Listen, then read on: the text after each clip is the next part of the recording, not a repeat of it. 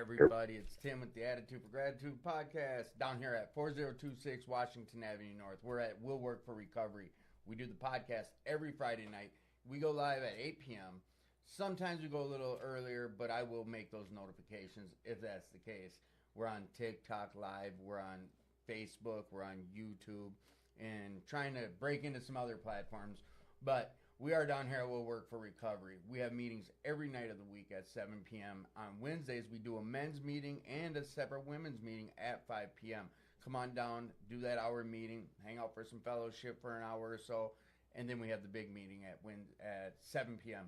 Every night of the week, there's a 7 p.m. meeting. Tuesdays, there's a Well-Bridie meeting. That's an Indigenous persons-based meeting where we do some spiritual readings and then share.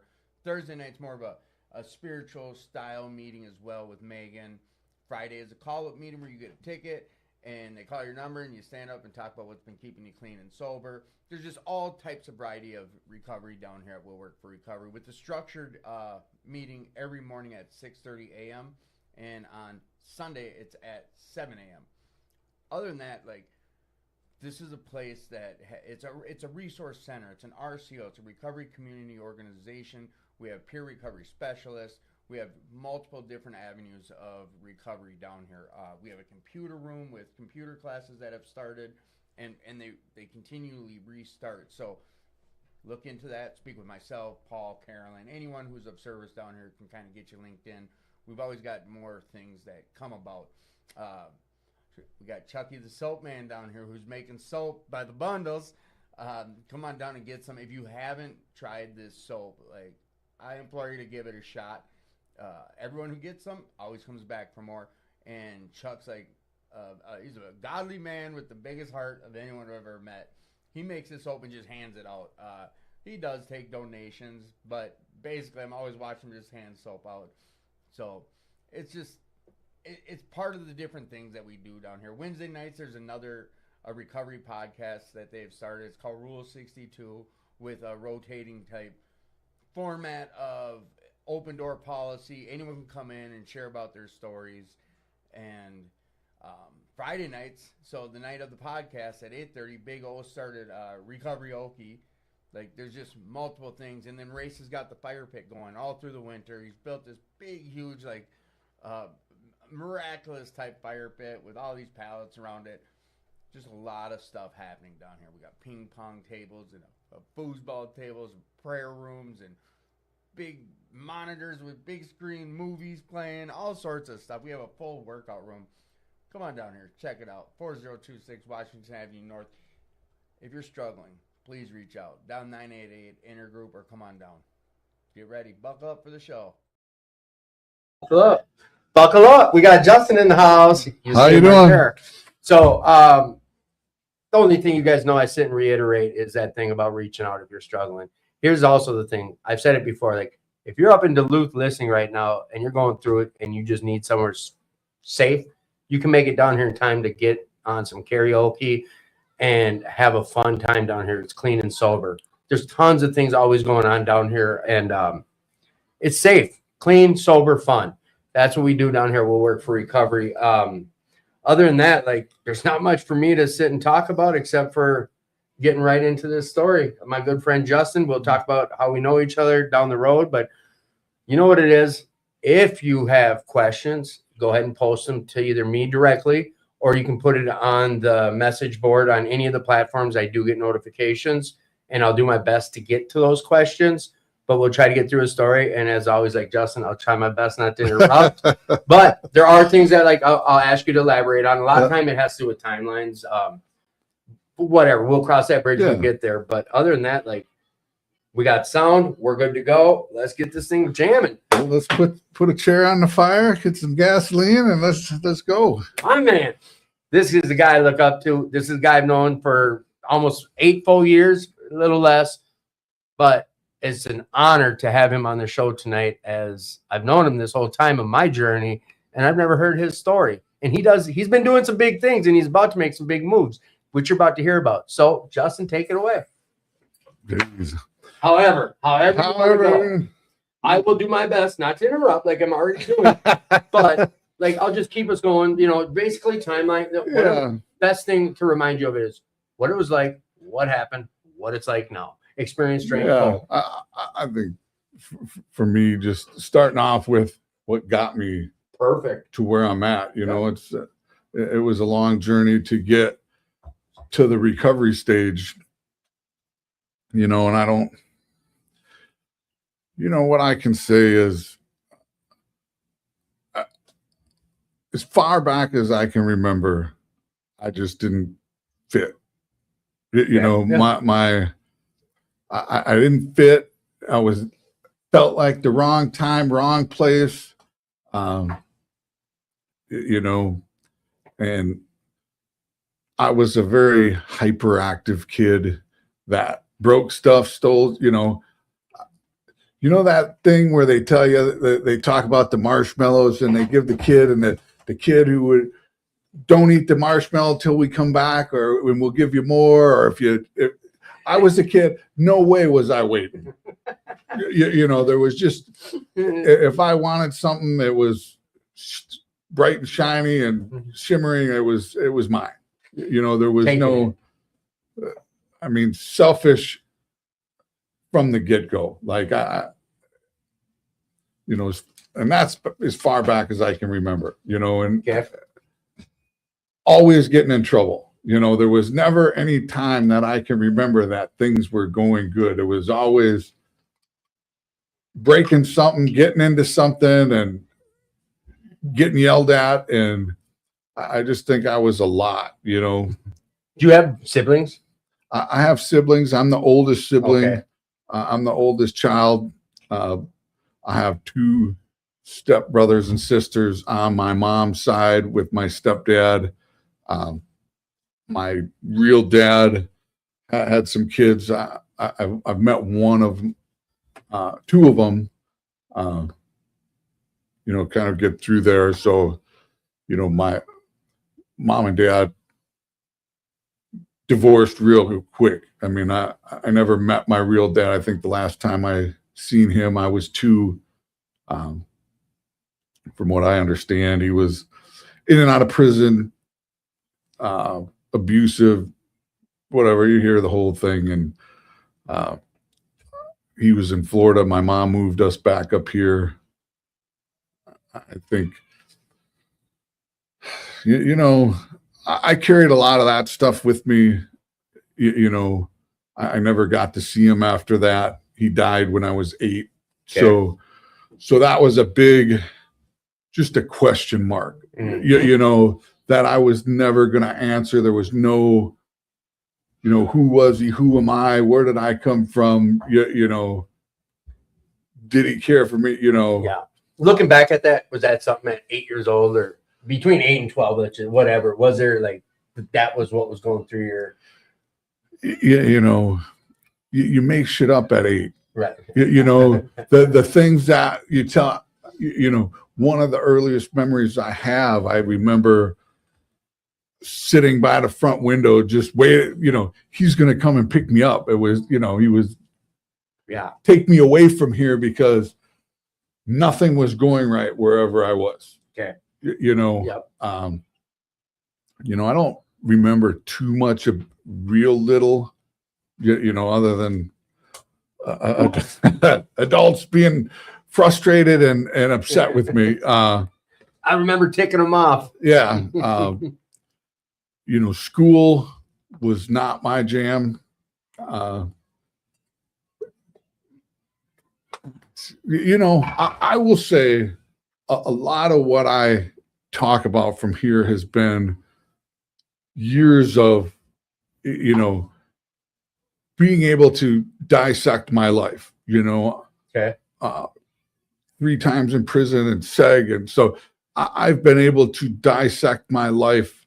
Looking back on it. Looking back on and going over every inch of it. You know, you can't spend 6 months in SEG and not dissect every minute of your life and everything that happened and have a good idea of where you were and what happened and why it happened, you know. Reflecting. A quick question. I'm going to be asking you this throughout, stuff like this. So we might know what it means, but we have listeners who don't. So I'm going to ask you, silly, What do you mean when you say seg? Like you say I Okay, sat for 6 months and seg. segregation. So when you get locked up in prison and then you still break the rules, they put you in a tiny little room, A smaller in prison. a smaller room, and then if you screw up in there, back in the day, they sent you surfing. So they beat you up, strip you naked, and put you on this little board that you lean you up against the wall. So yeah, I couldn't follow the rules Okay. anywhere I went. I will say, like, my name's Justin. I'm an addict. I qualify to be here. But I think, I have a little different thought is alcohol and drugs is not my problem. Mm-hmm. Thinking has been my problem. Alcohol and drugs was my solution to my problem. So going back in my early life, thinking was my problem. The way I thought just didn't mesh with everybody. And like selfish, fearful, impulsive, so the things that I look back on now, I can tell that my 8-year-old brain made the situation, and I know my mom did a lot to protect me from my dad and my dad's side of the family. She didn't ever talk bad about him, but she didn't say anything about him. Right. So that left it up to me to fill in the blank. And I had to make it. Why isn't he coming to see me? And I, don't know if I really understood death at that time. So, 8 years old. He's coming. What do you mean he's never coming? He's coming back for me.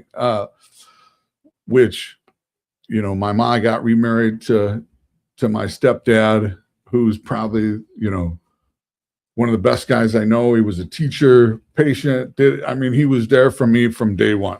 Okay. Like he raised me, I call him dad.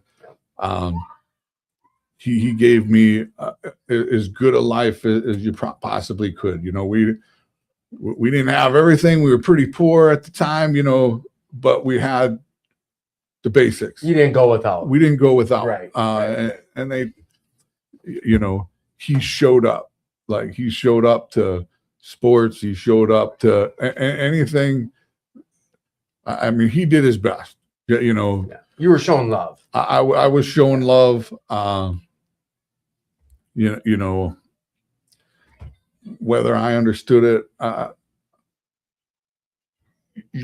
was it. He was an easy scapegoat. Well, like for my failings, I just couldn't. The rest of my family, my mom's side of the family were all bikers. mm-hmm. It was pretty. And he was a straight and narrow dude. He was a straight and narrow dude. His brother wasn't. So my uncle on his side, he was a biker. And it was the 70s. They were all. Yeah. It was, big family Christmases and drinking and fights and drama and marriages and divorces and fight. I would go to the bars with my uncles and they would get in fights. It was a crazy time in northeast Minneapolis. So that kind of, I looked up to them. They were the Larson brothers, and that there was a lot of stigma with them. As a kid, I knew what that. I just knew what that meant when you had a reputation, right? And that was something you kind of strived towards at that time. Well, I can remember. I never wanted to be the police officer.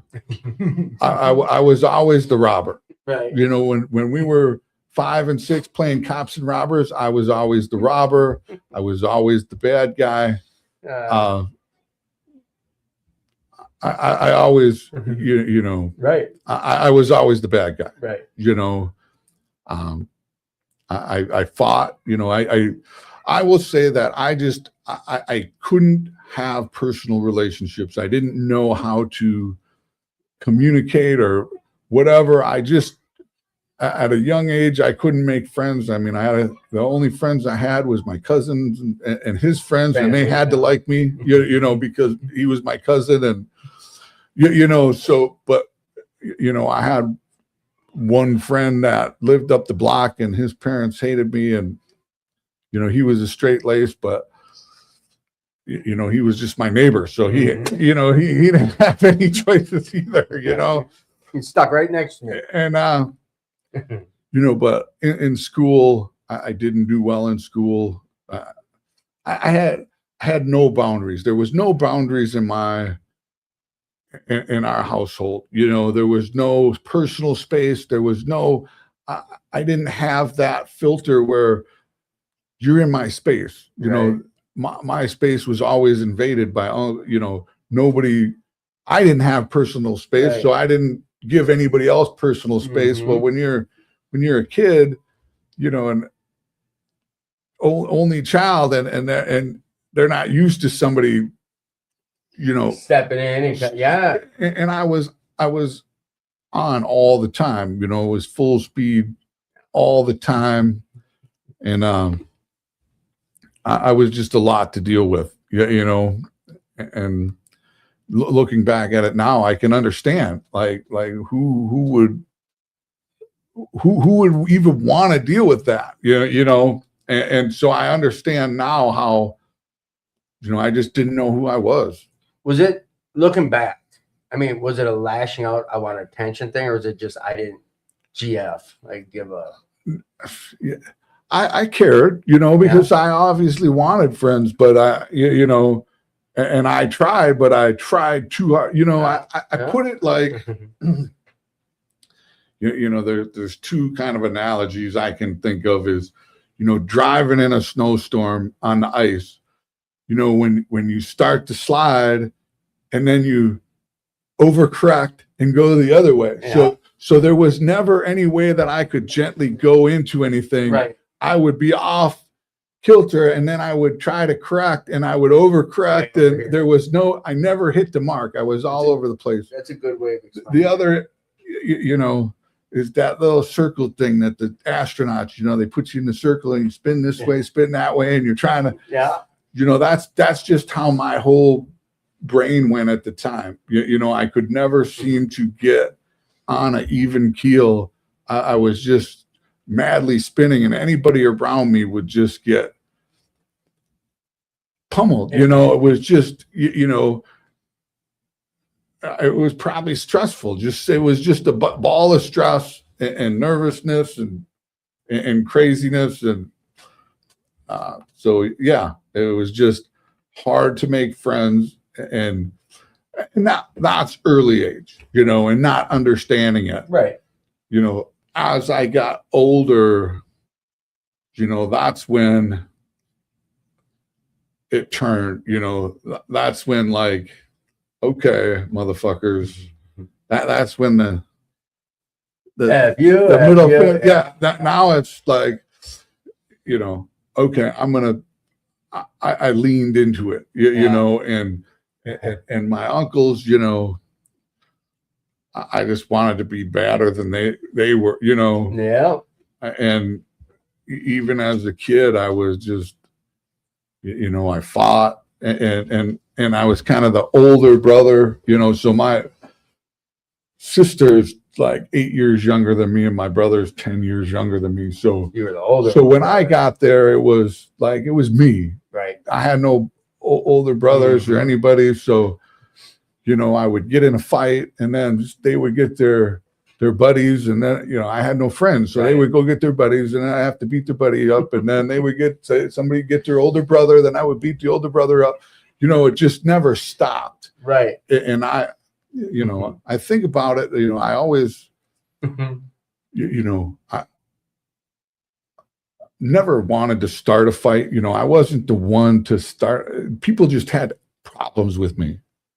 people just were annoyed by me. I was gonna say, was it just And- annoyed with your energy or your? It was just a negative energy, and I leaned into it, you know. So Mhm. when they wanted to have an issue, well, I was happy to give you the Right. issue. I get it. And it just snowballed, you know, and you go through school, and you know, I ran through the school, and then like I said, everybody's older brothers, so it was a reputation. And I mean, even the teachers, you know, I'll get into, you know, kind of, I got a story about that too, but Come on. you know, so school just wasn't my thing, you know. Mhm.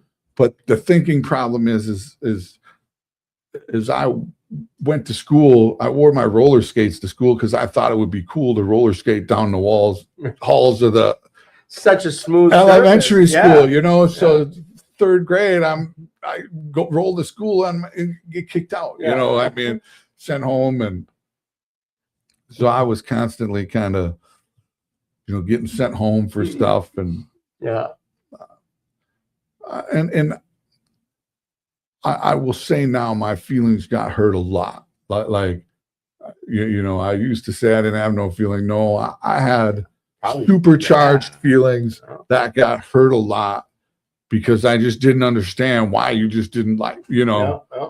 Yeah. And I was trying so hard, and then you'd make me beat you up. Right. You know, that's our goal. Well, from like the go-to is an anger, a lash back out. Yeah. My feelings are hurt. Here's how I'm going to deal with it. You know. you know, so that's elementary school.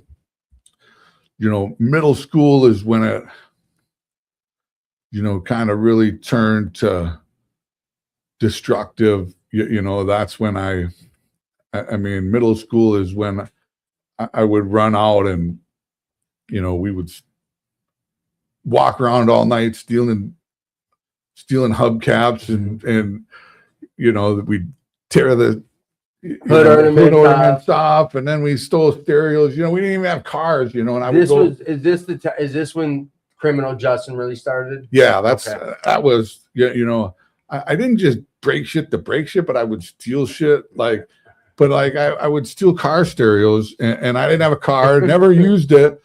You know, I put them all under my waterbed and just threw them in there. Like, it was just the fact of doing it. I don't Doing know. it. I was a thief from early.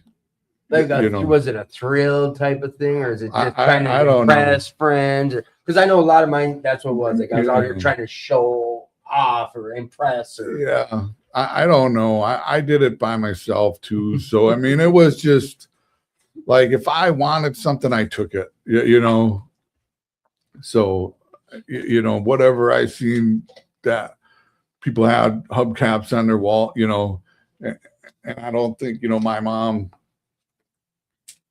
finally put me in the basement, you know, so I had a room in the basement, door to outside, Yeah.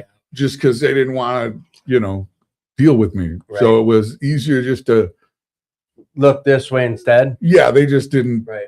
pay attention. You know, you know, I get brought home by the cops, or the cops came, you know, searched my room because for the stereos, and you know, all that stuff happened. You know, 13 was my first felony. 13. That was I burglarized the elementary school. So I was in middle school, and date me. So the schools only had 2 computers, or they had the Apple IIe's, and Yeah. they were in the library. And you know, back then you know, they would bring the class down, and you would get to play Oregon Trail, Oregon Trail. you know, it was only once a week or something and then you had to split it with the class. So you only got one shot at this Oregon Trail, and you'd always die. Right. So my idea, you know, and I talked to the one friend that I had at the time, that we were going to go take the computer. You know, he had a modem at home, or, you know, Yeah. we were going to take the computer from the elementary school in the Oregon Trail. We're going to set it up in his closet with the modem, and so that we could play Oregon You had a whole Trail plan. Yeah. whenever we wanted. You know. Yeah. So we did. You know, we went and it was, you know, we thought about, we had the glass cutter, you know, so we were going to cut the circle in the glass, and you know, that didn't work, so we ended up just breaking the glass and going in the window and loading up the computer, and the mistake we made, well, you know, it was in the middle of the night. Yeah.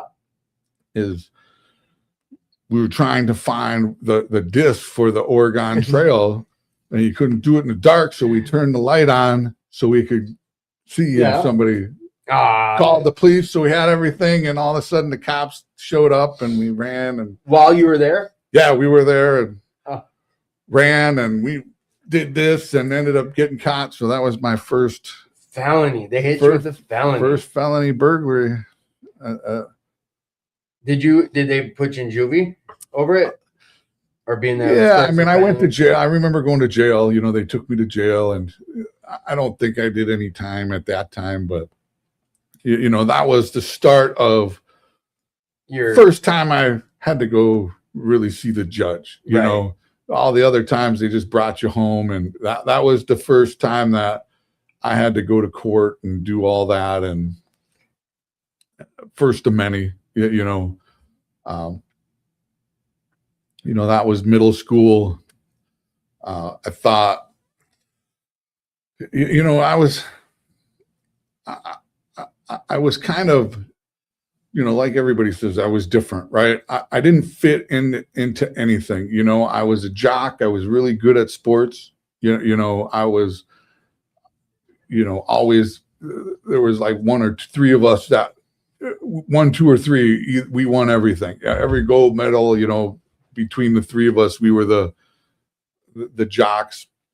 But I wasn't a jock because I would get in a fight with everybody. I mean, I would go to the park and we'd play hockey, and I would fight with the guys on my own team. You know, so I really wasn't a jock, but I was. You know, all my uncles wore cowboy boots and cowboy hats and leather vests and jeans and Harley T-shirts. So that's what I wore to school, you know, and everybody, that wasn't what was in. It was the 80s.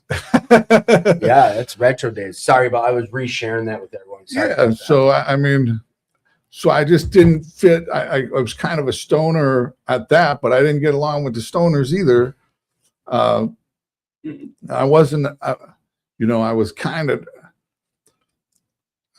a nerd, you know, I was smart, but I wasn't a nerd, you know. So you didn't do good in school. I just didn't. You what? I just never turned stuff in. Right. Like I was disorganized. I never did stuff. So like, I learned later on. You know, they would go do, you know, the parent teachers conference, and I'd be missing all these assignments, and then they would go to my locker, and all the assignments would be done in the locker. You know, I just never turned them in. You know, I just a type of like, who cares type of an attitude. Yeah, I just wasn't. I was bored all the time. Like, you made me sit inside, and I just didn't. I couldn't sit still to save your life. Right. Like, so sitting in a classroom was not good for me. I was just, you know, make distractions, and teachers. Class clown. I wasn't even a clown because nobody liked me, you know, like I was just a distraction. So, you know, middle school to high school, you know, I thought I would make, you know, I remember thinking I want to make a change, you know, it's going to be different in high school, you know, and it wasn't. You know, the first I got there, right off the bat, I got into a fight with like the most popular senior in the whole school as a freshman, and he was like running for king type of most popular kid in the whole freaking school. And you bump heads with him. And we bump in the hallway, and he says something, pushed me. I pushed him back, you know, and I'm wearing pointy-toed cowboy boots, you know, there were, it was like, I stuck out, and kids aren't the friendliest or nicest either. And then we went in the bathroom, and I'd be beat him bad. I broke his collarbone. It was, and he was dating the most popular girl in my class. She was like super popular, and everybody, it was just, and then it went downhill from there because now people really would, try to get people that were tougher to fight me. Yeah. So then it was like they did in those, and it didn't help because the friends I had, we would have parties. They would like set me up to get into fight because they thought it was funny. Like they had a party at their house and they'd be like, "Oh yeah, you're the bouncer. Don't let him downstairs." And I'm like, "It's my cousin's house." It was just knowing that wasn't gonna go well. Right. And that it just and I've leaned into it. I wanted to be the toughest bat. I wanted to be a gangster. That became your label. That was it. And high school just was pretty miserable. Just and junior year, kind of the guy that I beat up, his most popular girlfriend was in my class. In my junior year, her name was Lanny LaPlante. She got hit by a car and died out at the Gold Rush. I don't know. Yeah, it was a teen thing that everybody would go to. Well, she got hit and run. Driver hit her, killed her. Right, she was alive for a little bit but she hated me. Like we would walk down the halls, and she would hit me. She hated my guts. Peter's boyfriend up and so I was, at 16, I was out of my house. I was sleeping on couches in friends' houses, and my mom just said, "If you can't follow my rules, go." And I left, and that was it. I was kind of bouncing around until I get in trouble, and then they would throw me in the foster home for a little bit, and then they'd let me out of the foster home, go home, and that would last a month, and then I would go again. But the junior years that happened, and like, the whole school was like in mourning, and she was in a coma and like doing prayer vigils, and I was living in a storage closet, like I'm out of here, like fuck this. So I like got up and walked out. The day she died, I remember, it was just too much for me. I'm like, well, if prayer vigil, everybody cried. I got up and walked out. And so I'm walking down the hall during this whole quiet time. So after that, it was another target on your back. So then everybody hated. I mean, the whole school hated me. Like everybody in there. I mean, it was what. So, but I kept going. I mean, I don't know why I had to graduate or whatever. Kept going. Kept going to school. Did you end up graduating, right? Not quite, but I went and I got my first apartment at 17. I don't know how they gave me an apartment at Polynesian Village. Yeah, because isn't 18 like you're supposed to? Yeah, it was, I don't know. So me and my buddy, that was my first apartment. We moved out, and three guys in an apartment. At 17. At 17, and it was just a mess, 1-bedroom apartment, and and I was just and I was drinking at that time, so it was just all. When did the drugs or alcohol come in? So I think we always drank. Okay. We were always drinkers. Like my cousin and my buddies, their dads were bikers, so the people that could handle me knew that their families were bikers. So that was kind of our thing, we would get beer, and it was normal. So we just, was stealing cars and just doing whatever. And I don't know why I was just bored. I couldn't sit at home, and everybody else went. I think it's because everybody else went to school. So like I couldn't just sit home and wait for them to get off. So I would go. I mean, boredom's one of the major things in my life that I just, I couldn't handle. So I had to, even though I hated it. I put myself into bad situations because I just to do something, just to move. And, you know, but at that time, I mean, I would just get up and leave. Like, I think 17, I dropped my buddy off at home and I was walking home and I just decided to hitchhike to Florida. Like in the middle of the night, just left, you know, went to my uncle's house and showed up like 3 days later and showed up, I'm here. And they're like, well, you called my mom and put me on a bus and sent me home, you know, like, yeah, you know, what the hell are you doing here? Yeah. Man? So, I mean, it was like, you know, no, I didn't fit, you know, and I'll say my family, you know, with my stepdad and stuff and my sister, they were like a family that I just didn't feel like I fit in. I felt like a third wheel in that. I mean, and knowing now, looking back, like they love you. They did everything they could to make me not feel like that. That was my thinking problem. Yep. Like I couldn't figure out. No, and I get that. Who I was, you know.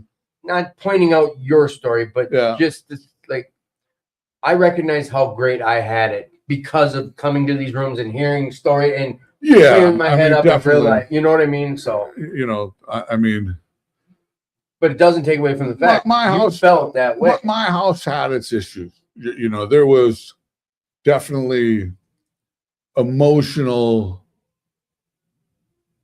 issues that in my household. It was a toxic household.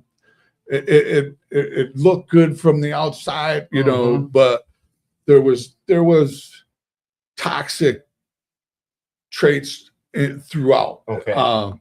You know, I don't want to throw anybody under the bus, but it was what it was. The love was had to be. It wasn't given freely, and it costed a lot to get that attention and that love, you know. And 5 kids, and you're 8 years older than the closest one to you. Yeah. And then you know, I just didn't fit. I get it. You know, so it was continually going downhill. You know, I mean, at that time we had the apartment. You know, a lot of stuff was going on. I wasn't even doing drugs, but we were pool hall every day, drinking. It was just a matter of time till I found somebody. You know, I just hadn't found a clique yet because but all of them were trying to live normal lives. But you know, they would have jobs and girlfriends, and I was getting drunk, burning pizzas and setting the house on fire, and you know, stealing cars, and you know, motorcycles, and you know, it didn't last long. You know, at that time I just turned 18.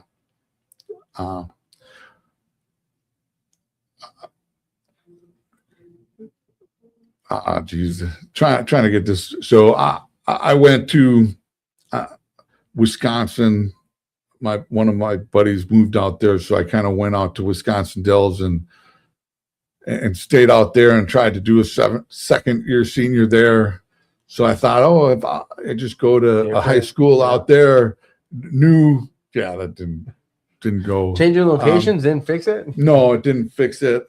And you know, I met a girl, you know, that was going to college. His girlfriend was going to La Crosse, so we went to a party in La Crosse, and I met a girl there and ended up, you know, packing up and moving there and staying with her friends. And that lasted a couple of weeks because I had no job, no money, you know, and I got a job, and it was a union job. And I worked for a couple of weeks, worked my ass off, 12-hour days at a print shop, and you had to have a direct deposit to get a check, and I didn't have a bank account, so they didn't pay me. And so I'm like, and I was living off a bar, you know, no food for like a week, and I got tired. I didn't ask for any help, you know. Too proud to ask for any help, and you know, she was helping me out enough. So, you know, my thought was, I I broke into the apartment next door, and the guy that I was living with came home, and I had all the stuff, and he just kind of knew that something was wrong, and then he left and called his mom, who knew the cops, and they came, and I got a burglary charge. I just turned 18, so Big boy. so went to jail in La Crosse, Wisconsin. 18 for a couple of months. Was in there, got out from there, came back to Minnesota, and I was a couple of months till I got my armed robbery. So that's how I was living. So before this armed robbery, because we'll work for recovery. We talk about recovery, and you did mention like drugs and alcohol were a solution for you. Yeah. Looking back at those times, like when you were drinking and if drug and weed, whatever, was that what it was then? Like there was no weed. It was alcohol. Okay, so the alcohol, like when you were Alcohol. drinking, was it for a solution, or was that just No, back when it was still that was when it was still everybody okay, just it wasn't drank. a problem. Yeah, I wouldn't say it was a problem, other than every once in a while you just get to. I mean, Well, yeah. we just didn't know how to drink. Right, kids. You drink half a bottle Right. of Yukon Jack and get stupid. Yeah. But I was never a drinker to like forget Right. and go to blackout. I was just trying to. This part of your I was story, trying to fit in Right. and have a good time with everybody. Well, like we hear, it's a solution at this point in your life that drugs and alcohol Yeah. weren't a solution right then. It helped calm my nerves, and like everybody else, Okay, I could. yeah. But You're doing crime on your own.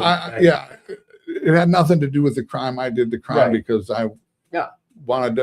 Thank I wanted you. to run around with guns. Yeah. I wanted to be a gangster. That persona, yeah. So that's what it was. And So you get your first charge. You're big boy. I mean, you're over 18, armed robbery. so I was that's not out. armed. I was out on bail for the burglary Okay. when the armed robbery happened. And what happened is it was actually before, and I kind of came back to the scene with everybody, and my buddies were like, yeah, no. And they actually told, they called the police and told, they knew of this when this happened, like 6 months ago, 9 months ago. And when I came back, they're like, you're not coming back to stay with us. So they went and told that they told the police that I told them that I did that. They knew they were there, Was this their way of like being like, we get rid of them this way? that was their way Okay. of getting rid. There was like, I was gone for a period of time, and the apartment, Yeah. everything was peaceful and everybody was, You turned into this fucking criminal. and then I come back and turn the furniture upside down. So they were like, yeah, no, we're not going to do that. And so my best friend and our other friend, he was friends because he was best friends with my best friend. So Okay. he really didn't like me, but Tolerated it because of friendships Yeah. and did but we all three had this apartment, and they're like, yeah, he's not coming back. So they came and picked me up for the armed robbery. I was 6 months into being 18. Took it to trial. So that I was trying to go. I got my GED in the Ramsey County Right. Workhouse, waiting to go to trial. Because I thought, good. yeah. So I mean, I tried to take it to trial because I thought I was smart, and ended up with 68 months Oh, right off the bat. what is that, 5.5 years? Yeah. So that was my first. So you spent your 21st birthday locked up, huh? I spent my 19th birthday locked up. So like, yeah, I was in St. Cloud. I went to St. Cloud back then. It was under 27, went to St. Cloud, over 27 went to Stillwater. So then Side note, is it Stillwater they're closing, or is it? Stillwater. It they're is. closing. It's not Cloud. It's Stillwater. No, Salt. it's- Okay. Stillwater. Yeah. So that was, so I went there, and I actually, it worked for me. Really, Prison did? Prison worked for me. I fit in. I Institutionalized or just no? It was fit in type. Your people first time.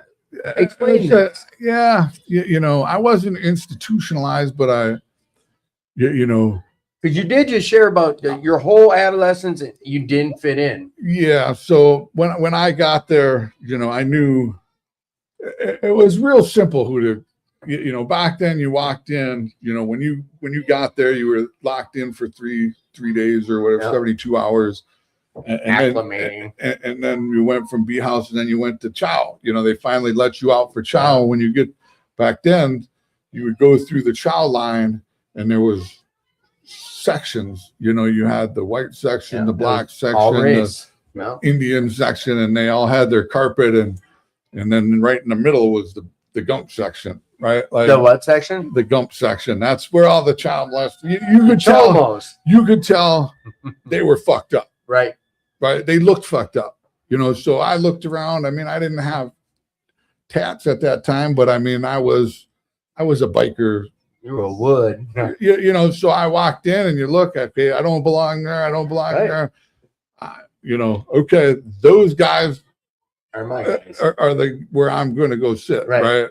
So then I went to walk in that section and, they said, you can't sit here. I'm like, okay. And then you look around and like, I'm not going to sit there. I'm not sitting with the I'm not going there. And then they all stood up and I said, well, you got to put my trade on. So let's go. We're fine. I can say I'm not walking back over there.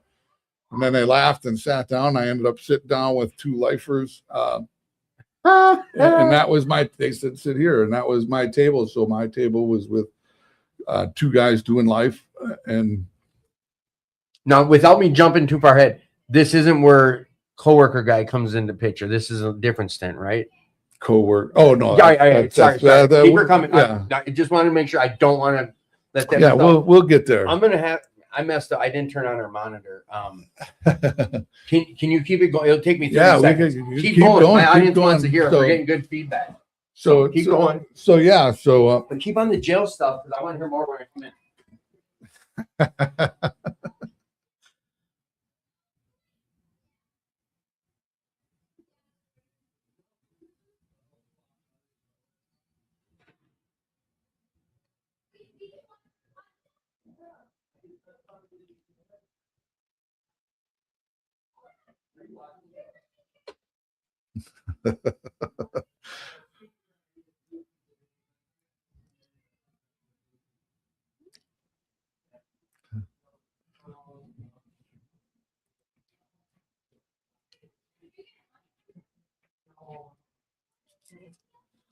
All right.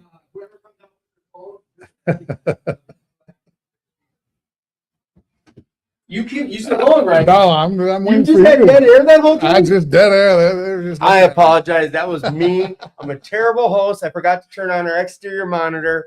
Good, because I want to hear. All right, so we're in prison. You earned your seat at the table with two lifers. Yeah, so then it was, I fit in, and the rules were simple, you got into a couple fights and whatever, but really I fit in. I could follow the rules. I was fine with rules, as long as I knew them, and it just fit. Two quick questions. One, it's about race when you're in jail. You stick with your own race, basically, correct?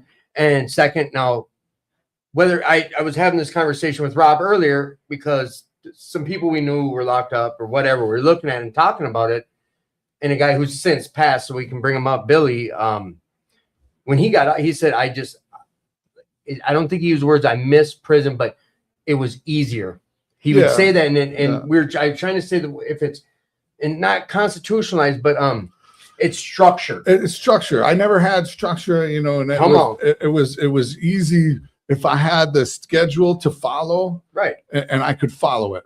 And you did. And I knew the rules. It was simple. Right. If you called me a punk, I punched you in the face, and I went to say it was no big deal.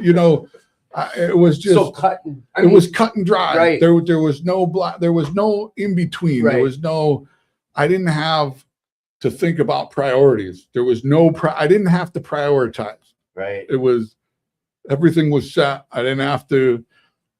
I didn't have to think about it. We could have a whole show on just talking So, about this topic of how just where you were at, like you couldn't find no comfortability, but then. But I still have my issues in there. Like I still. So, back up. Mhm. Honesty was not my friend. Oh, imagine that. From day one. I was.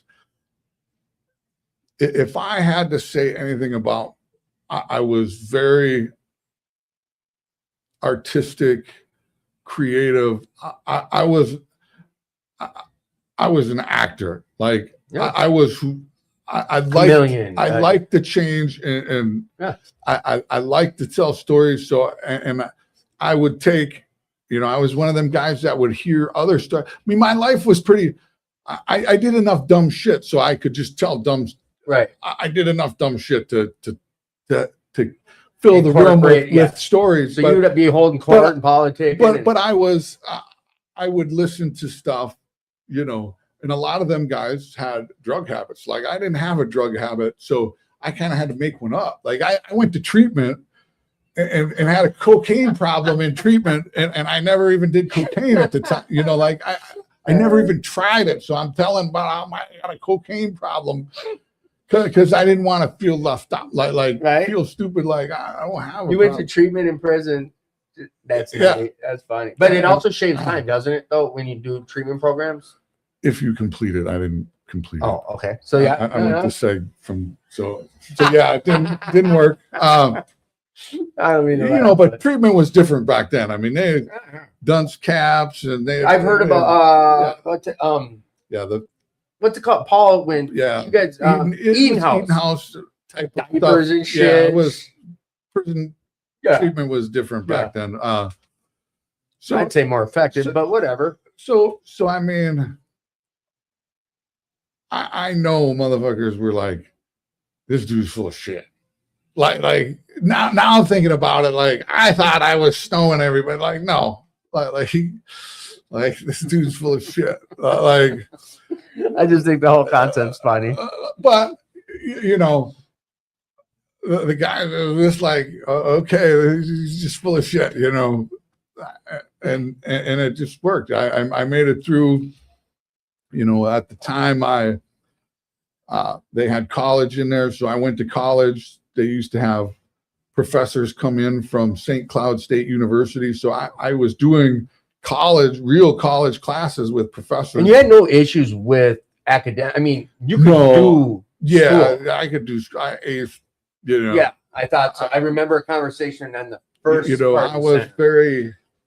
I mean, I could just listen and do math. Like okay. I could put my head down and just listen to the lecture and then do it. Like, you took it in. I took it in. English, I didn't really care. I'll get into that later. But I could pick things up, and I had good comprehension. Okay. And good memory, so I could, I didn't have to take notes. I would just, I just took tests. I never did homework. I never did homework at all. Or turn it in. I went through college and I would just do the tests. And so I had that going. So I was in college for a couple of years. I was getting ready to graduate. They wanted to move me to medium. And I'm like, no, I'm in college. I don't want to go. I mean, they didn't offer it if you're in medium? No. So for the St. Cloud, I was in St. Cloud. So I was like, no, I'm fine here. So I turned down medium at the time, and medium was back then was, grills and I mean, it was a madhouse, but I mean, I was like, I was set. I had my cell, a single cell. I mean, I had everything I needed. And let's make this distinction. It's not because you're institutionalized. It worked for me, Okay, yeah. And I was going to school and I wanted to finish, right. I thought, walk out of here with a degree, Hell yeah.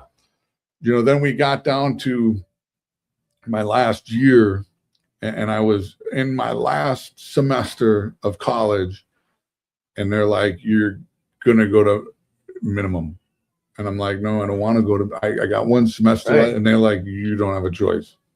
So, yeah, they made me go to minimum, which I was like, "Fuck, this sucks," you know. That's a funny statement. Like, I didn't want to go to minimum. You know, I got the minimum, and minimum at that time was up in Moose Lake. So, I mean, you could sign out and go to the beach. Oh, You could canoe, you know, you go to the grocery store. They would take you to the grocery store. kind of get almost your a own- halfway house. Yeah, it was Step down. the minimum back then was something Yeah, else. I You never heard know, of minimum like that.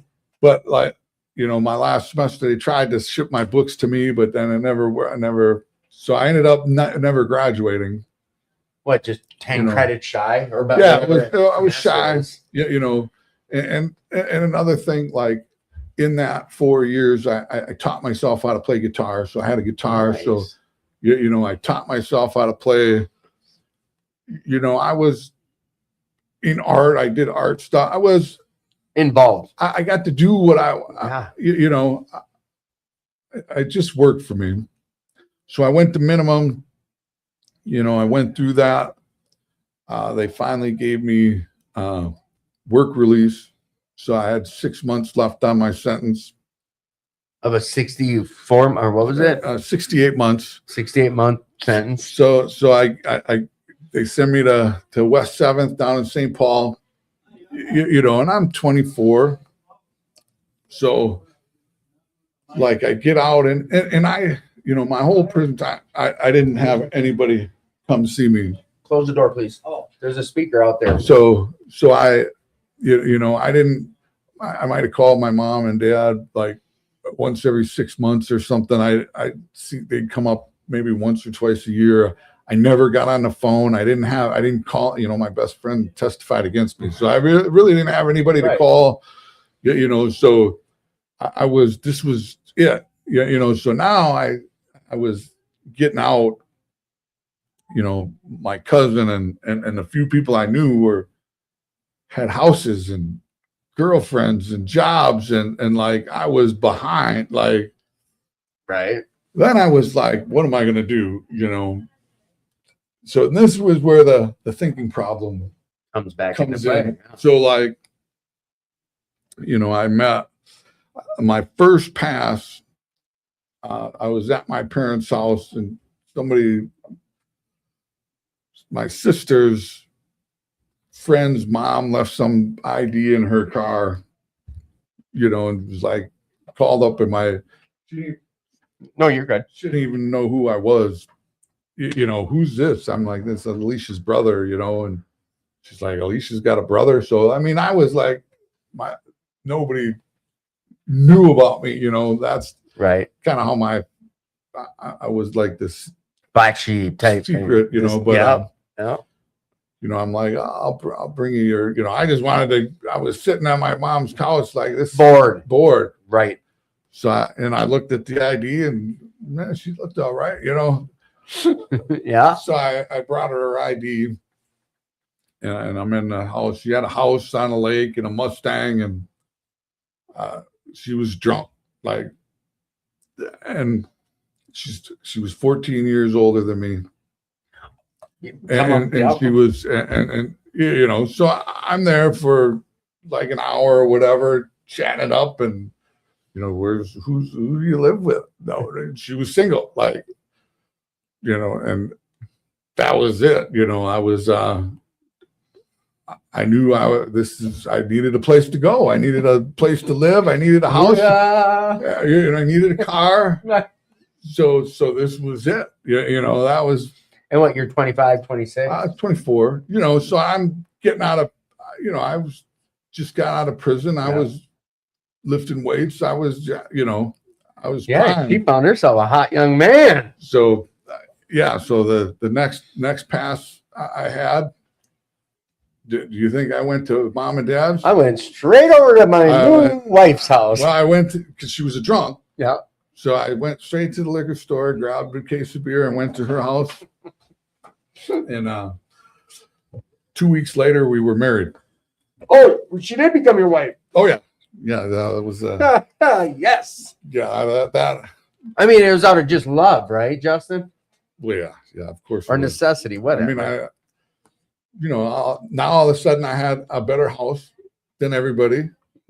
I had a better car. You jumped the shark, dude. It took me. I wasn't even out of prison yet. I was still in the halfway Still on house. pass.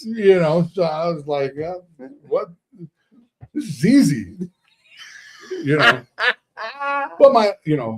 I thought, okay, I just got to do this for a little bit. And she's old. She's going to die. Like, This was your thought. Your thinking. I still thought I still didn't think I was going to live past 32. Still had that mentality. That thought. 24. I thought I had a few years left, and she's past due. Mm-hmm. So I thought she would die, and I would have a house, and this would be all Yeah, mine. all figured out. 7 years later, she wasn't dead. I'll kind of skip that. What I'll say is she Go closer to Mike a little. She I got out. I ended up going back to prison, before I even got out of the halfway house because I wasn't following the rules, going to her house. So would they make you execute whatever was left on, or they tap out? I just went back. They took my work release, so I went back for 6 months. Okay. And she came up, dropped money off, and bought a car ready for me to get out. So I got out, went there. When I was on intensive supervised release, so now I had a year. It ended up being a year and a half of intensive supervised release. Damn, ISR, So, heavy. And she was, I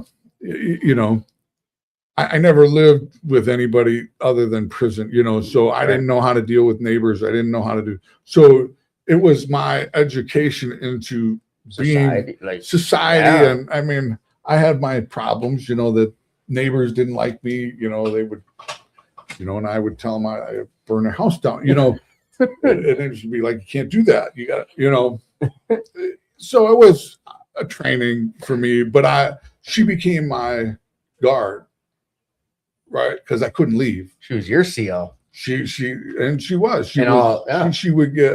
mean drunk, so when she would freak out, I couldn't leave, so I had to sit there and take it, and, but I didn't have any options. So ISR, that's not an ankle bracelet. That's a pro officer showing up out of the blue. They come out, whatever. I had to call where I'm going when I get there. Did they do color wheel and all that shit then, or no? They came right to your house. Yeah, I thought so. Pee in the cup. Yeah. They come to your work, pee in the cup. And what were you drinking at the time? I wasn't. Once I got about a year in, learned the schedule. I learned the schedule, so then I was like, okay, they're not coming till. So then I would try to drink, but then I of course I got caught drinking, so it pushed me back another 6 months. But yeah, I was married to her for 7 years. I was probably the worst husband in the world, that's when her friend is the one who introduced me to cocaine. Oh, so you finally made good on your life. So I kind of, I finally 27 years old, I was introduced to cocaine. Hang on. If you're just tuning in, I'm referencing Justin was locked up earlier and he was telling, he just wanted to fit in. So he was going to the treatment inside of prison saying he had a coke problem, but he had never even tried it. We had a lot of people pop on since we started. But yeah, so now you were introduced to. I was introduced. I did my first line of cocaine at 27, and I was shooting coke within 6 months. Just gung ho all. Yeah, it was. That was it. I think. Freight train. I think I got off of probation too, so I I expired, so there was no probation, there was no nothing. Now there's cocaine and me just mixed. Like that was like. Did it mellow you? Yeah, like I could think clearly. Yeah, like so like there might be a chemical, an ADD or whatever, because you shared like all growing up, like couldn't sit still, you're always fidgeting, blah blah blah. Like definitely, if I smoked pot, I would literally go in the closet and wish to die. Right. Be No, I get paranoid, it. like Yeah. downers The didn't do it anxiety. for me. Yeah. Yeah. You know, another thing that I had I had grave sleep apnea. So even in my 20s, like With the breathing, that I okay. was, so I would wake myself up like 4 times a minute all night long. So I never got sleep. So I was like, it was considered deadly, sleep apnea, even at that age. Yeah, shit. So I was always tired. Like, and of course, you know, I started working construction. So I was 27 doing construction. I would get up 5 a.m. and 2:30, 3 get off, and I could go to sleep, and like to do what I wanted to do. I was tired all the time, even though I was 27. I didn't have that energy, but soon as the coke came, like that gave me the energy. I think that, you know, more than that just fit with me, that gave me the ability to actually go out to the bar and not be tired. Right. And, right. you know, Yep. that let me hang in there where I wasn't always tired. And so that hooked me, you know. And, Yeah. So at 27, you became a cocaine addict. oh yeah. It, you know, it went from lines to crack to shooting. Yeah. Like I said, within 6 months, I was shooting dope, and my uncle and all his friends were, you know, he was a crack addict. So, you know, I kind of latched in, you know. Paul knows him, but What is this, mid 90s? Late 90s. Yeah, crack was still a thing. Yeah. It was definitely So late 90s. Yeah. So that whole group. Because the meth wasn't, it was crank. I mean, it I didn't even Right. even like crank back then. I mean, I did it. but you know, that's what it was. But you would do one little Yeah, line and be that's up for 3 days. Yeah, it's and, not the same as that. This meth. and I was still trying to work and function, you know, until, you know, it became too much. And But this is where we can say at 27 is when you became an addict. I became an addict, and that just, I was off and running. Now I was put around criminals again, and I was trying to get away from you know, I just wouldn't come home for days. Right. And now all of a sudden, you know, the criminal part came out. You know, I was always still taking what I wanted. I would cut any corner at that time, but now, you know, I was really starting to do the crime to do, you know, Right. To live. it was crack, you know, it was 10 felonies a day, you know. Yeah. And the people that I hung out with were real criminals. Yeah, they were career criminals. Yeah. So, and that's those few years was, you know, in and out of jails, and I ended up going back to prison 2 more times, you know, and the thing was, is it was almost I remember I ran so hard that when I finally went to jail and was going back to prison, it was like vacation. You know, it was a relief. Yeah. It was. I always think about it as this finally I get there. Yep, and I would do the time and then come out, and it was kind of right back. You know, I just had nothing. I had no ambition. I was gonna say, were you at a point, because we're getting to the part where you finally hung it up, but were you ever at a mindset yet of like, something's got to change, or no, not yet? No. I was just trying to find. I still wanted to be chasing that life. You know, I was just trying to be smarter at it than you know. It. So I mean, guns. I did 68 months. Let's do checks, and then I'd only get 18. You know. So I'm being smarter about my crime, right? And so I rolled hard for a few years, and then backing out. So the last time I'll say, I was in, you know, like going back to what I said before, like you go over your life. My life, I didn't have much time outside of jail and prisons at that time, you know. Other than my wife at that time, you know, thinking back, I only had a few, even when I was a kid, I was in and out and foster homes and stuff. There's only a few bright spots that I remember.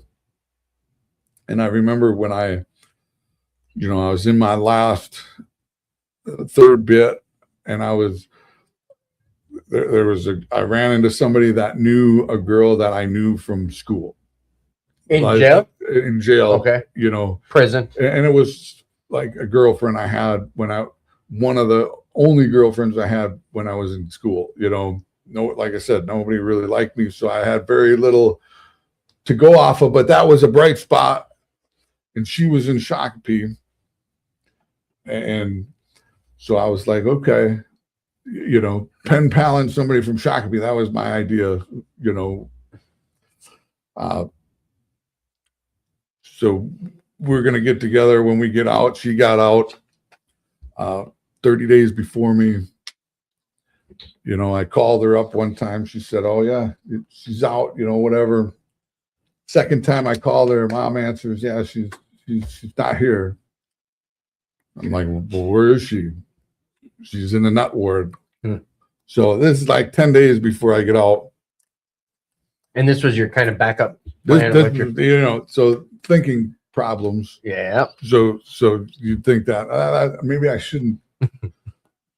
So the first thing I do is go to the nut ward. So Yeah, I gotta go check on my girl. But so thinking problems.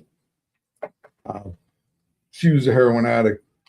So it didn't take me long to get right back into, you know, using.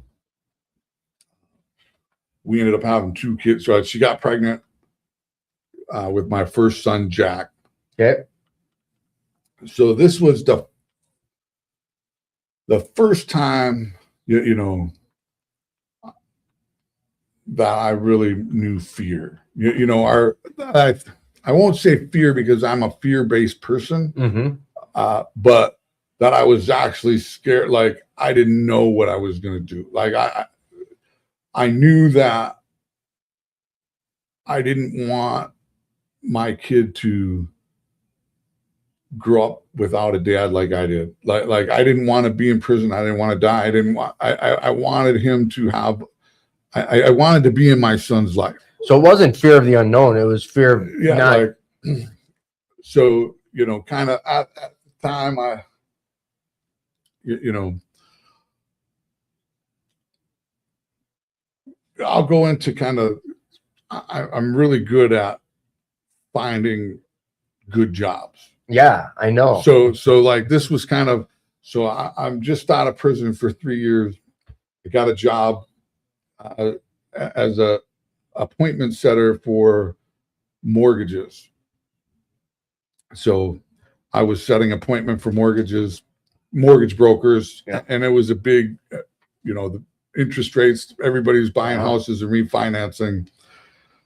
So I talked, you know, I was good at, I was good on the phone. Like I could talk to people, I could set a lot of appointments.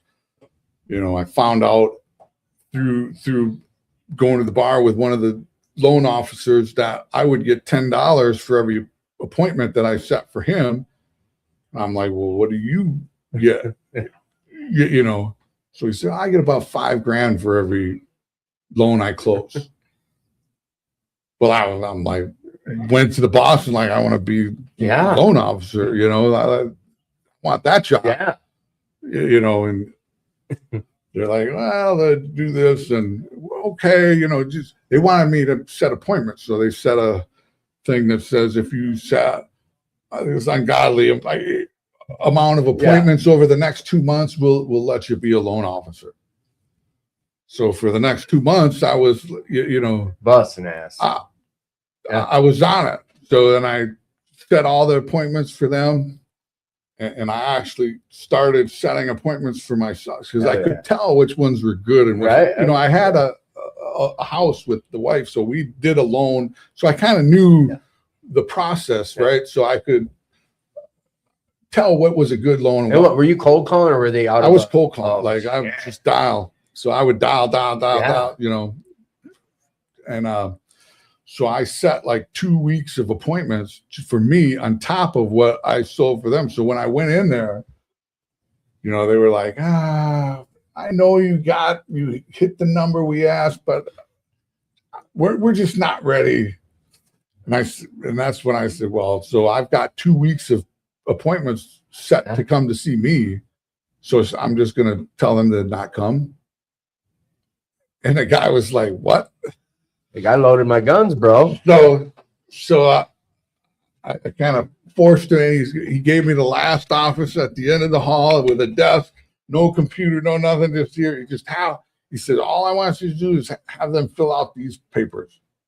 And then we'll figure out what kind of loan. You just have them fill out these papers. And so I did, and I was with her, and she was pregnant with Jack. So I was sober for the first time. Okay.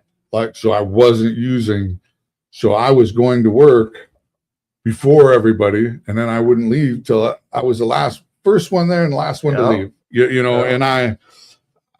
And a lot of this was because I got a kid coming. I got a kid coming. I'm sober.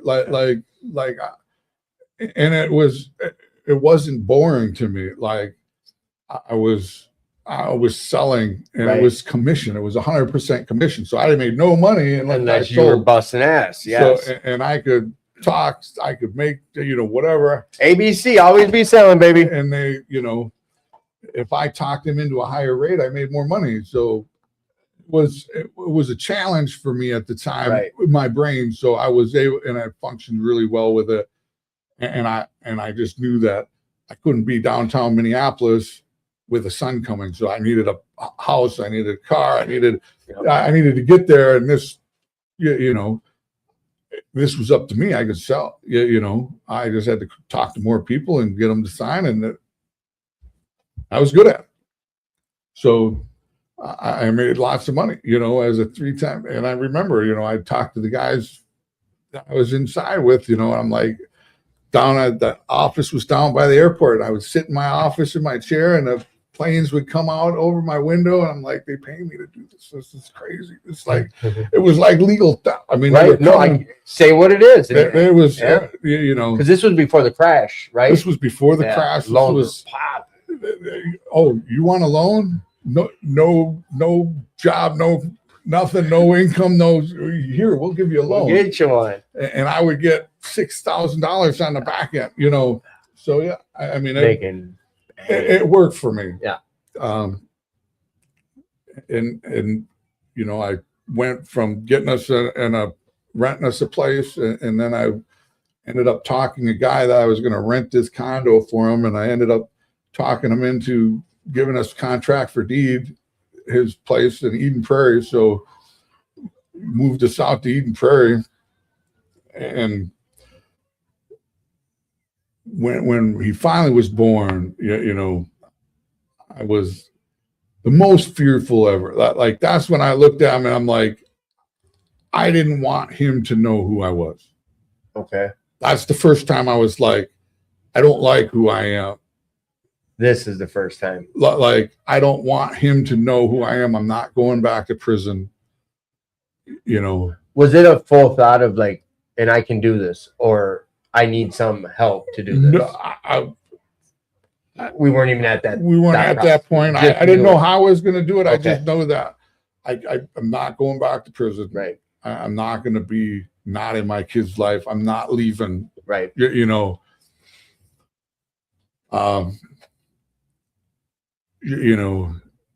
But it didn't take long. We started using here and there on the weekends. Our mom would watch the kid. And every couple of weekends turned into every weekend, turned into every day, and now I'm, doing crack in the bathroom. Making $120,000 a year as a mortgage broker, like making money, buying cars, and just a recipe. And then she got pregnant with my second son, and that was the first time that I knew that I was an addict. Like, because we quit when she was pregnant with Jack. So I went cold turkey. Right. Like, and I You're was able fine. to. And then my life went to the moon. You know, I was functioning well. Yeah. Now, when she was pregnant with Alex, that was the point when I couldn't stop. Like, we ended up playing off each other. Like, we can't do this anymore. You know, as the pregnancy got further, the further we, 6 months into the pregnancy or whatever, we're not stopping. And if I wanted to stop that day, she wanted something. And it was just, it was bad. And that was the first time I'm like, I can't stop. I don't. And I knew that I was addicted. Before then, I was like, I can stop whenever I want. I did it before. Yeah. This is nothing. My second son was, born with drugs in his system. He was early. So they came in, and I had a good, at that time, the mortgage ended because mortgage crashed. Yeah. So the mortgage crisis. Yeah. So now I went back to school. I was in college because they paid me to go to college. Yeah. I didn't know what else to do. And, so I had to get clean. They came and, they came and took all the kids. They came and took Jack and her daughter. CPS came in and I thought, well, she was high, but I was clean. Yeah, Right. I'll give you a bit. They're like, yeah, no. So they came and took the kids. And so then that's when we went to treatment. She went to treatment. We did everything. We got them back pretty quickly. You know, the kids went to my parents, and once I stopped using, things went well. Like things repeatedly throughout your life so far. Every time you stop, life went. We got the kids back. I ended up getting another job. I'll say again, I interview well. So I went to a job interview. It was measuring stuff with lasers. Okay. Before that, I was in college for robotics engineering. So I went to college for robotics engineering, and I graduated that, and it was the biggest downturn in everybody's losing money, no jobs. And I'm thinking, what am I going to do? I was watching TV, and there was this show on the Discovery Channel with these remote control submarines, and they were driving these things under the ocean.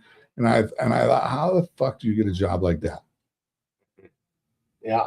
So I looked on the side. I had the logo, name of the logo on the side, T Innovations, and I called up the company, and it was actually the sub company. And he said, we don't drive them. This company drives them. So they gave me the name of the company that buys them from them. Yeah. So I called them up, and I'm like, hey, how do you drive these things? Right. And I was they sent me to their in-house recruiter guy, and we were talking, and I was talking to him about our program, and the robotics program that I was in was everything in the sub was the same stuff from what I went to school for, all the hydraulics, the pneumatics, all the electronics. You already got them. Everything. So everything I was going to school for is in this sub. And so this guy, he flies up to see our program. He got a free trip to come up and tour the program, and we tour the program and everything. He shows us videos of all this cool stuff. There's 9-10 screens, and you're doing these robotic arms. I was sold. I'm like, okay, I'll take the job. It's like, we're not hiring just yet, So I'm like, well, I want the job, So I ended up, he goes back, and I took the first job, was like at some factory doing peanuts into a fucking package. I'm like, this fucking sucks. Yeah. So every 3 days, I called this guy On them. for like 4 months. Every 3 days, I call him. Are they hiring yet? Are they hiring yet? Are they hiring yet? And he finally he's like, dude, stop fucking calling me. He said, I'm sending you a plane ticket down here for an interview. Nice. So he says, if you get the job, you stay and you go on the trip. So I go down there, fly down there, and I had this surgery on my hands. You know, I had stitches in my hands or whatever. They had some warts taken off or whatever. Okay. So I go down there. They give me a test. I ace it. I do the interview. They hire me. And then once they hire you, they send you to this doctor's office because you got to drive these. You go on a boat. You know, you go out into the Gulf. Okay. Or you go into the ocean or wherever. So you go to this doctor, and the time that was down there, we flew down on a Sunday. So I fly down there. The Vikings are playing New Orleans for the championship game. Yeah. The one where they had bounties out on us. Right. So I'm flying during the football game. So I get to New Orleans. They're fucking having a party. Yeah. So van comes, picks me up, picks another guy up from California. So we're all in the hotel in fucking New Orleans. They're partying, popping. So we go out and get drunk. And then we go to the interview the next morning, get the interview, pass the interview. They send us to go do the physical.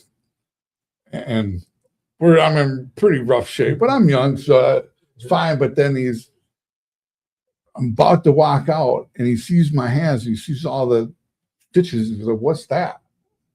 He said, "It's just stitches. They're going to come out." He says, "Dude, you can't go out on a boat with that." So he fails my physical, so that I lose a job.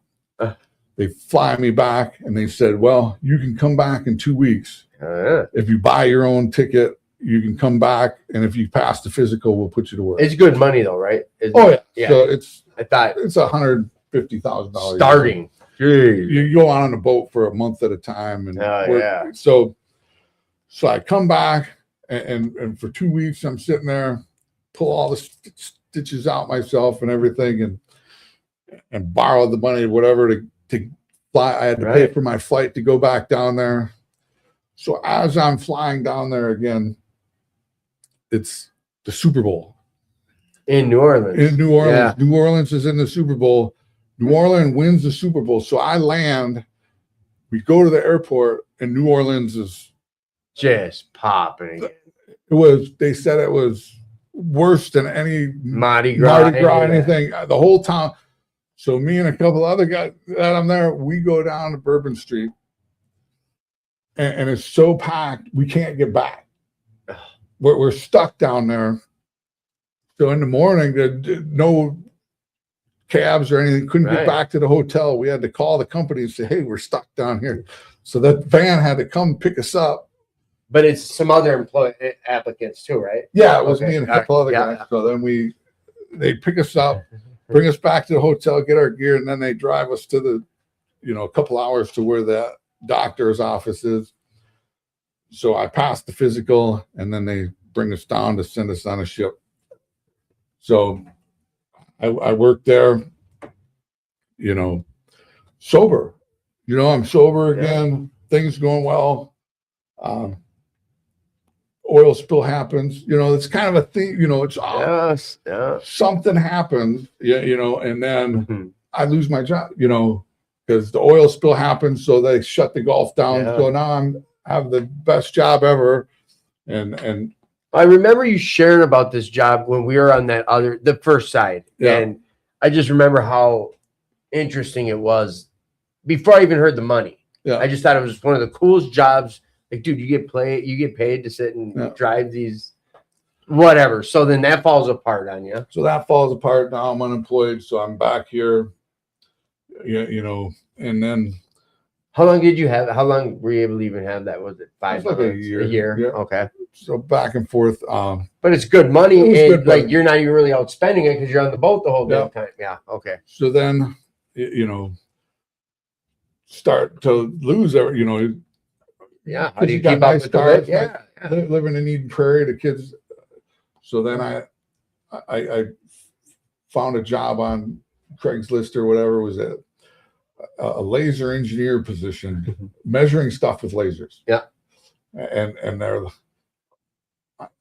I never worked with lasers, and I'm not an engineer, but I'm like, it sounded cool, Yeah. you know. So like I went in. and my resume looked pretty good. The resume was cool with the Yeah. robotic stuff on there. So I like send it in, and they go to interview me, you know, and in the thing, it says you're supposed to know this certain program, right? They measure stuff with lasers. It goes into a 3-dimensional computer thing, Type, whatever. and I'm like, I looked it up, and they're like, nobody knows. They don't teach us anyway. To learn this program, you got to go to the company that built it. Yeah. So I'm like, if you want me to learn it, you'll send me to the company, Right. you know. Nobody knows it, and if they know it, they've already got a job. So I go to the interview, and they're like, "Why would we give you? You're not an engineer, you know." And you know, so they're listening to me. They thought it's cool. We're chatting, and we're walking through their warehouse or whatever, and their guys, all their engineer guys had this valve, an oil valve from Texas that they brought up. It's a big, huge, I mean, like a big, huge oil valve that's on the bottom of the ocean. Okay. They were measuring it with the lasers and stuff, and they had taken it apart to measure all the parts. Yeah. And they had it on all on the floor apart, and they couldn't figure out how to put it back together. And I'm walking through, and they're trying to. So I put it together in like 10 minutes. I put all the parts. This goes here. This goes here. So okay, we'll give you the job. So that job, Side step. Do you have a higher power?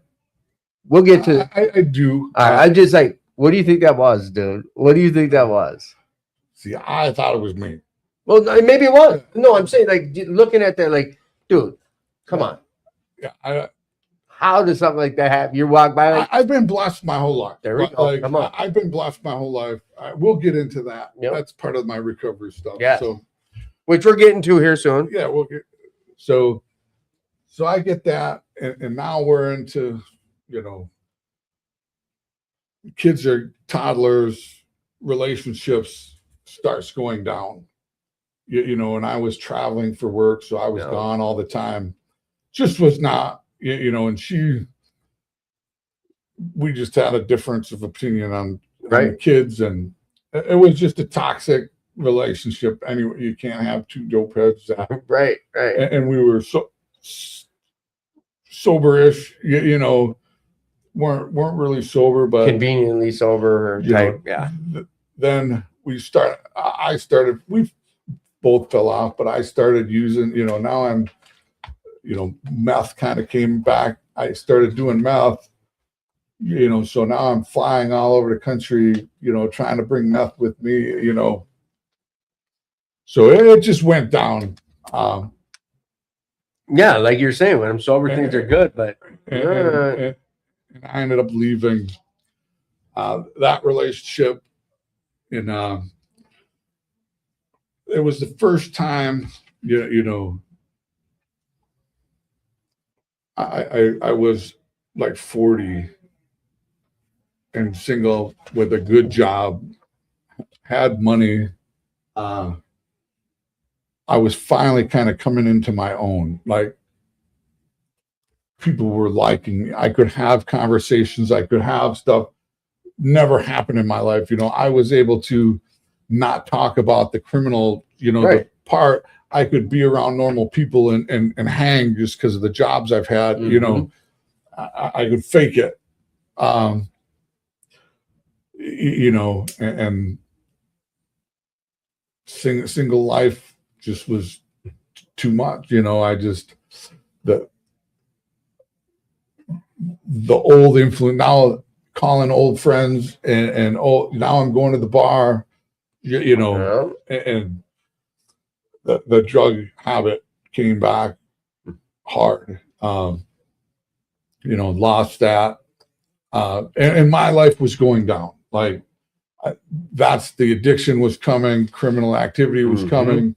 And I knew it at the time. And I was separated from her, and she was the only person I had ever gotten sober with.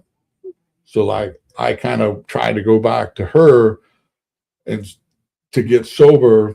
Well, instead of her getting me sober, I got her high, and it just was, you can't go back. No, you know, and I went to jail for a 5th degree possession, which now at that time I had 32 felonies convictions. So, I mean, a 5th degree possession, even though it was the lowest thing, it was a mandatory prison sentence for me at that time. You know, I hadn't been in trouble for, 6 years. So I fought it and went to treatment at Park Avenue, which was a really good treatment. I got a lot from that. So I was back sober again, and what was it? Do you remember the first treatment you went to? Prison treatment? Yeah. Okay. All right. The other one, I did an outpatient to get my kids back. Okay. Yeah. Back then, but I don't remember what that one was. But first time I did an inpatient on the outside was Park Avenue. Okay. So you go to Park Avenue, get out, and I go to a sober house, and I'm sober. I had a surgery, and I got a job. I was sitting in a sober house in North Minneapolis, a GRH sober house. They feed you, nothing. Yeah. And I get a call from a laser eye company because they seen my resume on the thing that says you laser. Yeah. I have laser certification and so they want to interview me for running the laser for laser eye surgery. So I go to the interview, and they're like, "Well, you're not an engineer." I'm like, "Yeah, I know," but my resume is you got engineering technology or engineer experience. So, and to run these lasers, so you got to go to the company that builds the lasers, and it's like a 3-week their course training program on how to tear it apart, build it, and run it, and calibrate it, and it all takes 3 weeks. And she's like, "Well, it takes, you got to be an engineer." Like, I'm like, "Well, I can do it. Like, I know I can do it." So she had me do another interview with that company to see if they felt that I could do the thing in 3 weeks. And they, we went over all the jobs I had. He thought it was cool. So I think he just wanted me to come there and talk. So they gave me the job, and I'm at the sober house in GRH, no money, no car, no license, and I got to drive. So I'm trying to hurry up and get my license back because you got to drive a van, company vehicle. And then they run my background, and it just flags, and they're like, "Hey, you have 33 pounds." Yeah. So she's like, "Yeah, they're gonna pull the offer." So I sat down, and I just got done with treatment and all that stuff. So I write an email. It's like 2 pages. Put it all out there to the lady who runs this whole. She's like the president. Yeah. She's from Canada or whatever, and I write this thing and about how, like, listen, this is, you can't go by my past. There's before my kids and after my kids. They don't know about the 5th degree possession. I'm taking that to It's still not. It's not hit yet. So that's not on there, but all my other stuff So is you're- like yeah. years old, Yeah. 6 years old. And I'm like, my life's too separate from my kids and on, you know, I changed. look at this part of my life and not that part. Right. Whatever. I wrote Did the letter work? the letter works. So Hang on. gives me a chance. We gotta get some sound effects. So she sends me to, you know, so then she's going to send me to the thing. Then my driving record comes back. And you got to be onto their insurance. So their insurance quoted, you know, and this is like $100 and some $1,000 a year job. Yeah. And their insurance said they had to pay like $25,000 to have me drive it, to be insured under their. So now it costs them another $25,000, but I'm already in this class that they're spending $20,000 for me to. So they're stuck. So they pay that, whatever. I go through the class, I'm doing all that. And I started doing that. So I was doing laser eye surgery. So they let me literally go into an OR, you know, with doctors and everybody, you know, you get scrubbed up and put the things, go into the surgery room, and I'm running the laser for cutting people's eyes. Dr. Whiting doing some. And it's just, and I'm in a sober house. That's wild. So, you know, all this time, you know, I don't know why I'm blessed, you know, but I don't think I'm blessed. Of course. Right? Yeah. Like, I think I'm doing this, and then every time something comes up that, you know, the Gulf closes, the market crashes, and I lose my job, you know, it's always this black cloud. You know, I just didn't have the fortitude to maintain, you know, because I would get bored. You know, I get there, climbing up there, and then I would get bored. And like, story of your life. And it was. I could hold the con for a little bit, but then the cracks would show. Then you spend enough time with me, the shit starts to come out. Start coming out. People start to notice, and that's when I'm like, okay, I got to dip. Is that when we burn it down, or we just cut and run? I just cut and run before they figure it out.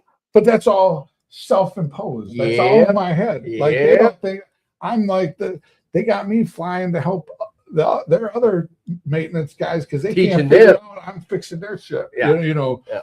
So it's all self-imposed. It's my thinking problem. Yeah. You know. You know, and I'm doing well. You know, I did well.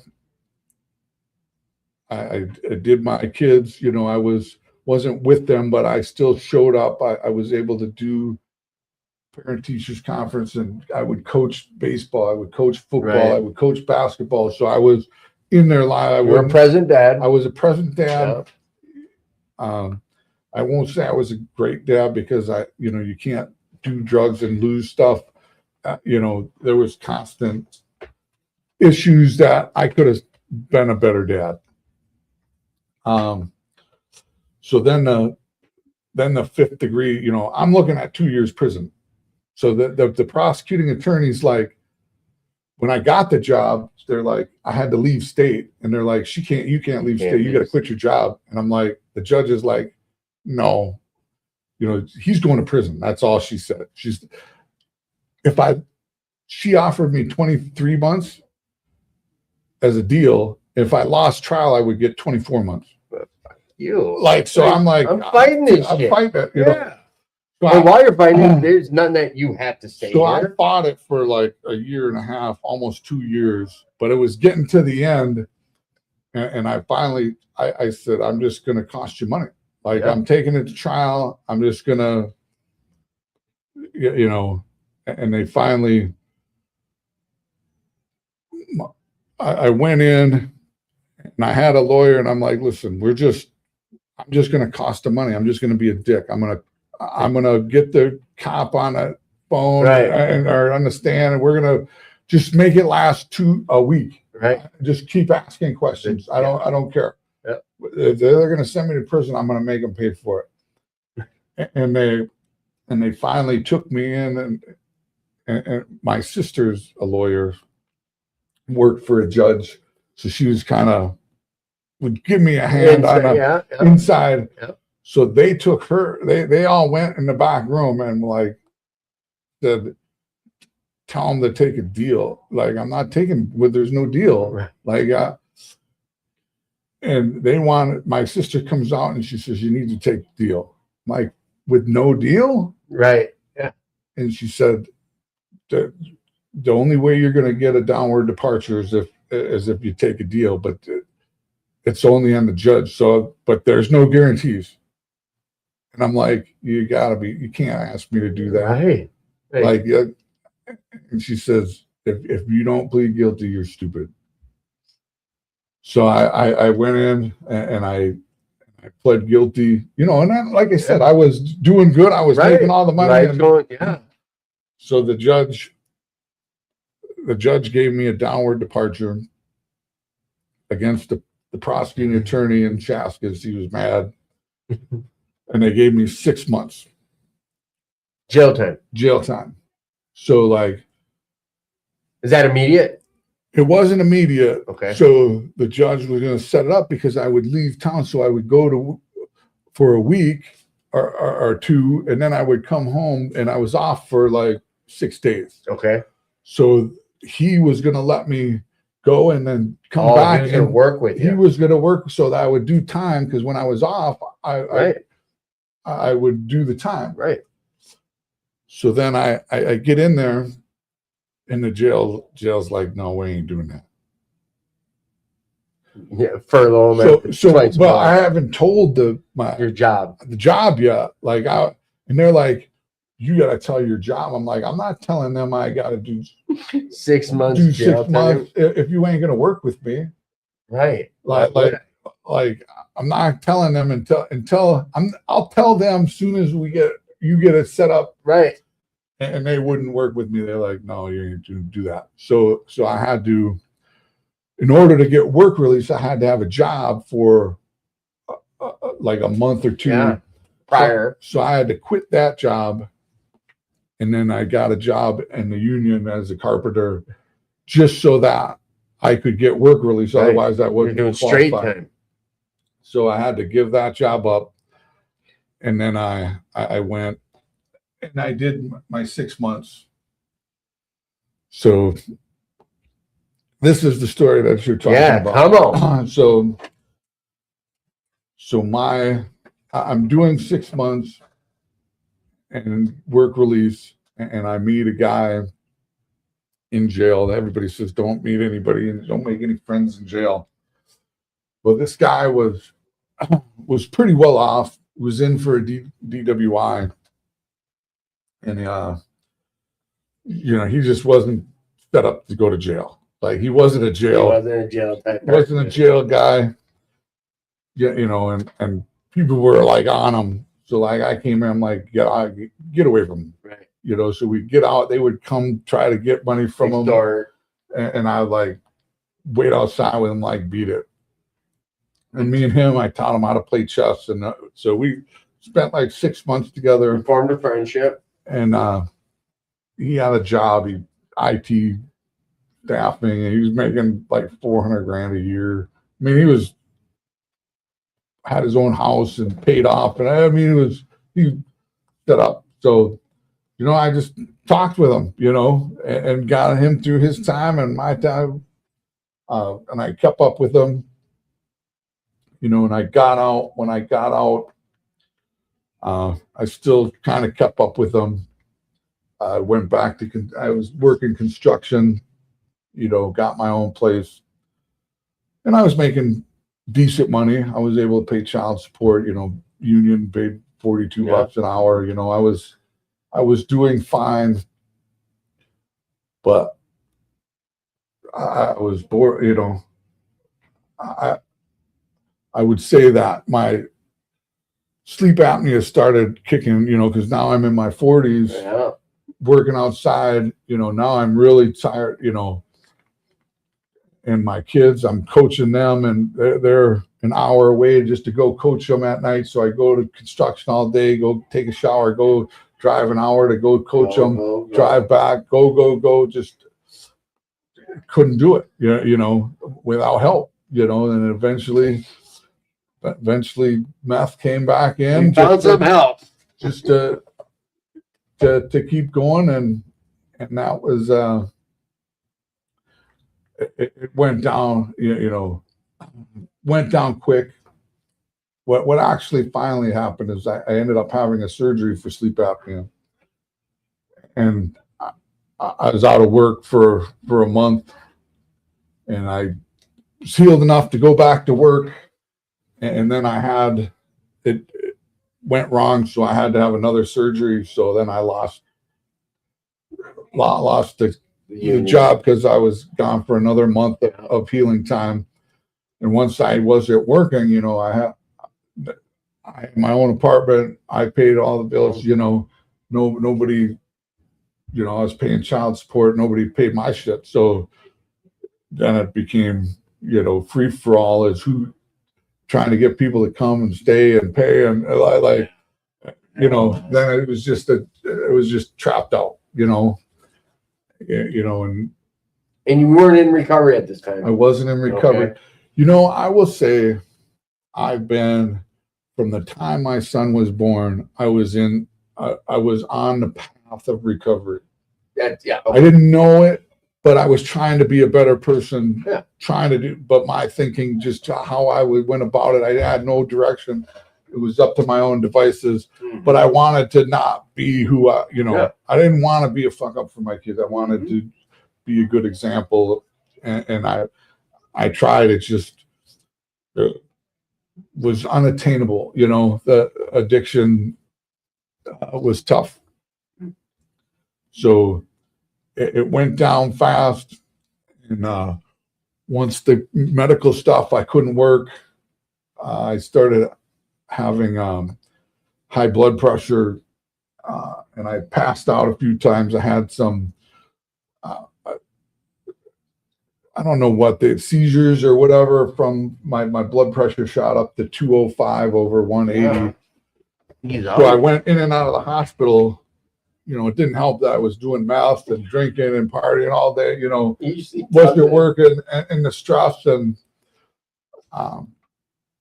you know, the cops at the time people were getting arrested. They were pulling over Uber drivers leaving my house. It was just, I was ready to go to prison. So, I was like, I totally left my apartment and moved into the back of a tattoo shop, you know, because I couldn't go home. I was just too hot. Like, right. I knew I was going to prison. Like, and at the time I was, you know, whether you said I was paranoid or whatever, it was going to happen. Yeah.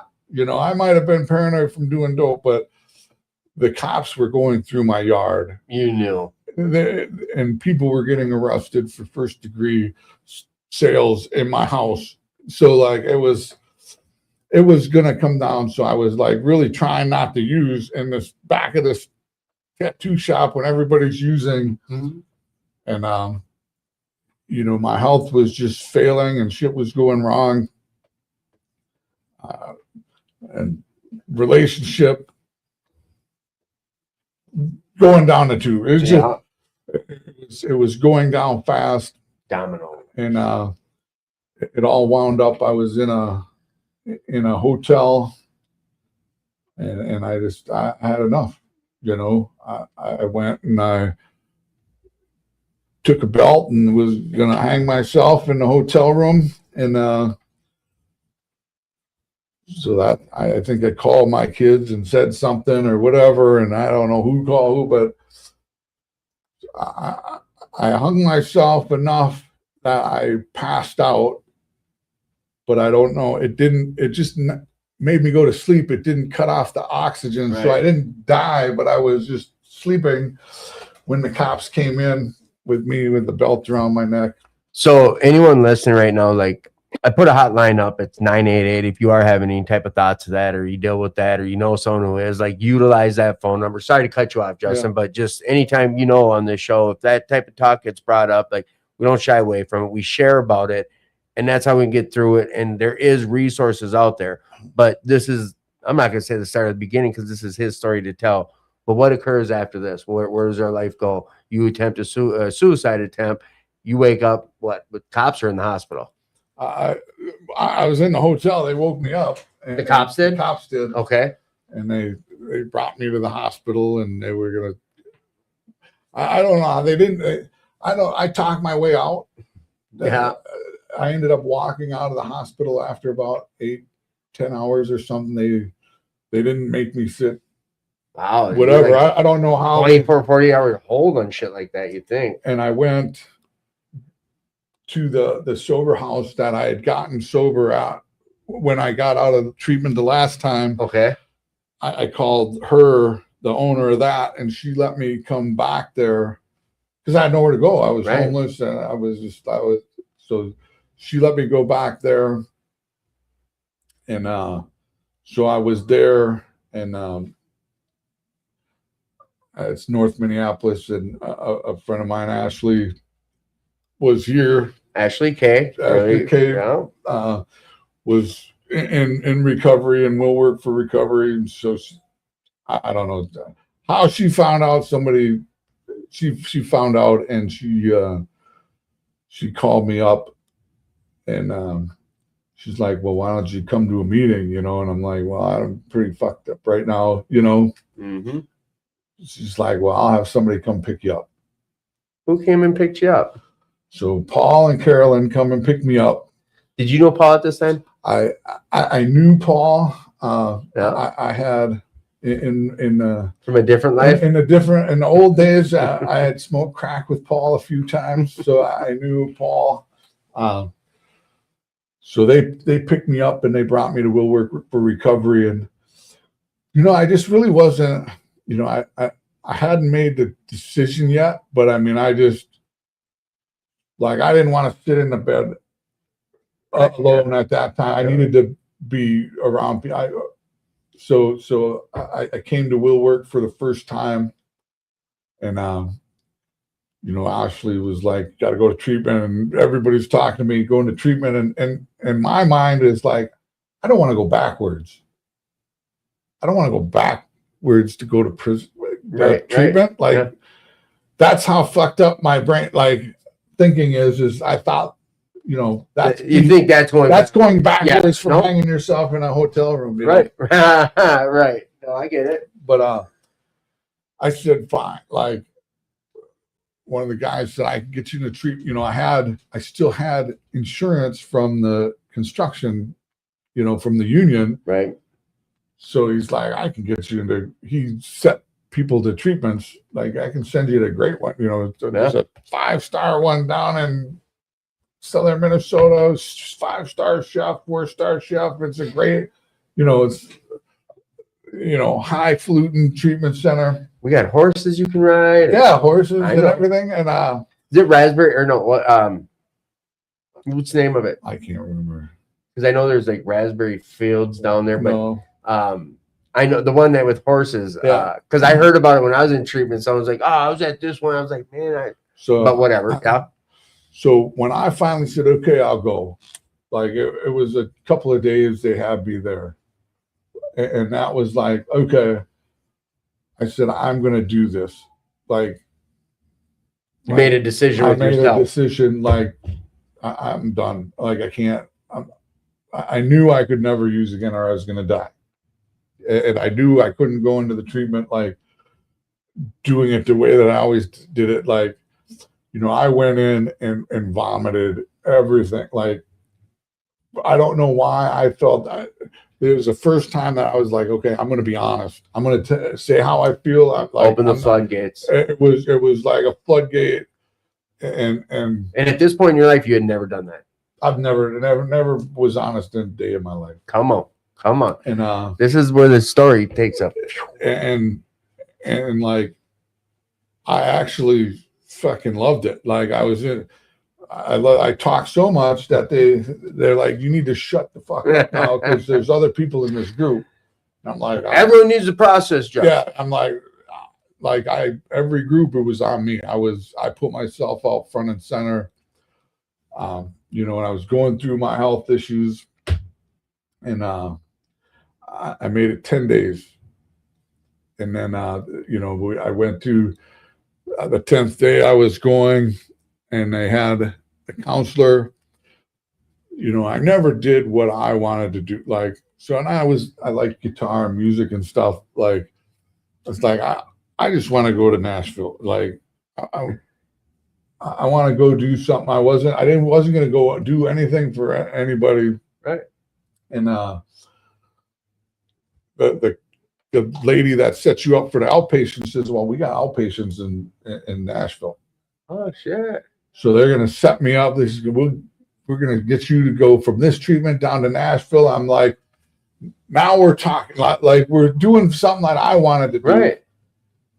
They go back, I go to lunch, and they call me into the office, and they're like, your insurance ended, and it's $30,000. Yeah. If you can pay that, you can stay. If you can't, you got to go. We can set you up, and we'll send you to this sister treatment, and off 1,800. You know. yeah. And I'm like, you can do a Rule 25 and go there. I'm like, no, like you know, right. The one thing I had, like, I cashed out my 401k and stuff, or my retirement from the union. I had $7,000 the day before I went into treatment. I bought a Harley because I said, once I get out, I'm never using it again. I won't do.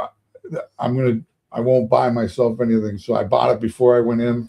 I remember. And it was winter time, so I had no money left, and I was like, I had gas in the car to get back from there because I was parked in the parking lot. I'm like, well, I'm not going to the other treatment. So I was driving. I left the treatment. I had to leave, and I was driving back to Minneapolis. It's an hour and a half drive, and it was the first choice. Like, where am I going? You know, I could either go to Trap House, or, you know, what am I going to do? And I called somebody. I'm like, hey, I have nowhere to go. Got nowhere to go. They just kicked me out of treatment. And they said, well, call this guy. He owns a sober house. So I called Greg at New Heights, and I called him up, and I'm like, I don't have any money. You know, I don't have the first month's rent. I don't have a deposit. And he said, just come here, and we'll figure it out. And I went to New Heights, and he set me up with New Way. So I went to New Way. 3R, the one out Central. 3R. Yep. And I kept going with treatment at that, and I did the same thing. I bogarted every group. Like, I put it all out there, and I stayed there for like 9 months. Were you still coming here at that point? Were you? Yeah. So when I came back, I was here every day. After those 10 days, when you After came back. After that days, when I came back and I was going to 3Rs, I was here. Yeah, I remember you were here. There was a period of time where you were here like every day. Every day you were here. Know, yep. I made the choice. You know, even my kids, I had to not go do my kids. You know, I came here every day because I needed to build a network. I needed a life, and this was the only time I felt that I fit in, and I was happy, and things were working out for me. You were going. We were on that first center, and we know we had moved to the other side where you started the goals group. No, was it in the back room or the first side? No, it was the second side. Yeah, second side. And we'll go over the goals. Come on. Well, let's get to it first. Let's go first. So when I came back, you know, I couldn't even pick my own sponsor. So like when I came here, I came to Paul. I'm like, Paul, you need to get me a sponsor. Pick a sponsor for me because my picker's broken. and he picked a guy who used to go ahead. Go. No, he used to do the spirituality night here. Yep, go ahead. And so I'll go through. So I went through the steps. Mm-hmm. So we went through the steps together, The 12 steps of, and this is the first time of AA. okay. I just went with the AA because really, I had quit using, but I never quit drinking, and Okay. drinking always led me back to using. Imagine that. So this was the first time I stopped drinking too. So I was sober too, and I said, okay, I'm going to do these steps, and it was scary, and we went through the first 3 in like 10 minutes. He was Yep. like, is your life fucked? Yeah. Can you fix it? No. Can God fix it? Well, the only person that could is God, and I didn't really have a God, so Okay. but somebody else other than me has got to fix it, Right. Because I've tried. Mm-hmm.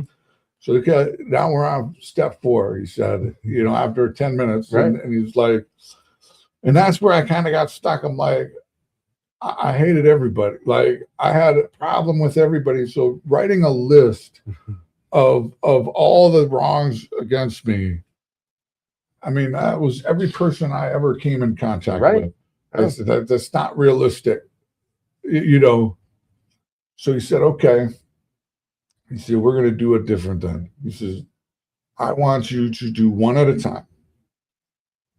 He said, the first person that comes to your mind, you're going to do it on, and you have to write it to the sheet. You write the situation, and you think if you start to list, your mom, dad, all that stuff, okay. First one that came to mind was my 2nd grade teacher, Mrs. Anderson. Never in my million, I probably wouldn't even put her on the paper. This is important though, Justin. So I'm thinking, and I'm going through the situation, and I remember, the stories been throughout my life. Like this was when it went downhill in 2nd grade. Is she would take me by my hair and my ear and throw me in the corner in front of the class and all that. And I remember they were doing periods. It was on a period at the end of a sentence. Mm-hmm. And I didn't get it. So I went up after to explain it to me again. I went back to the desk, still didn't understand it.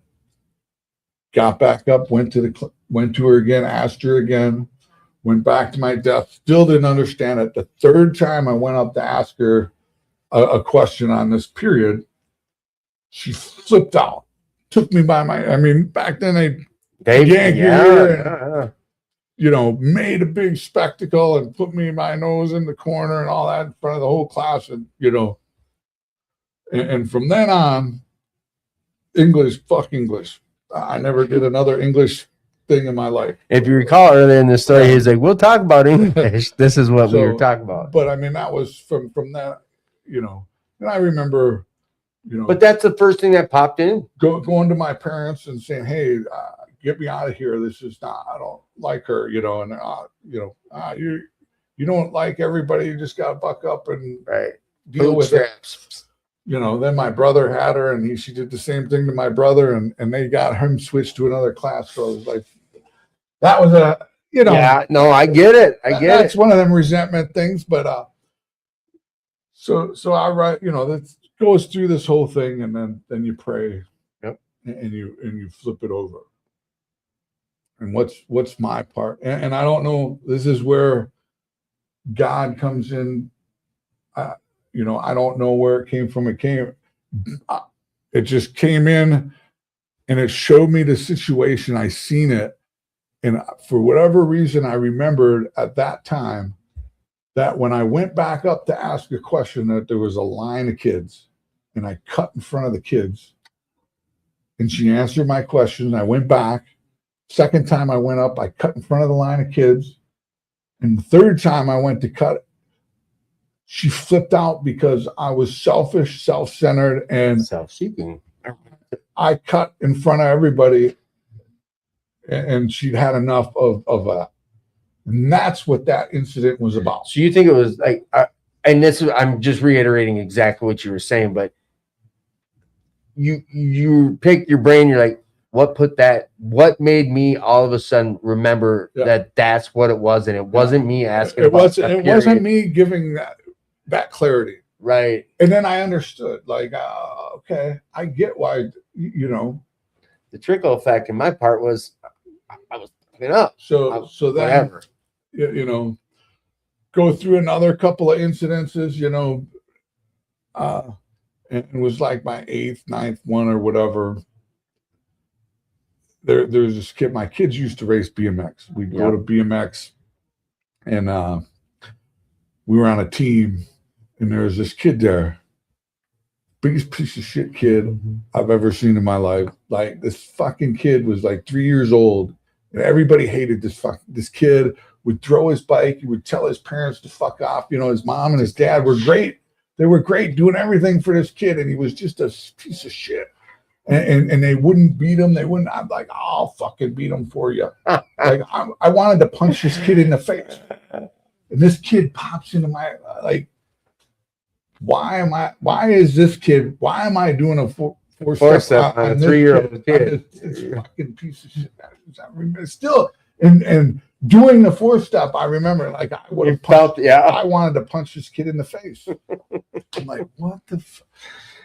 So I'm like, this kid was just something else.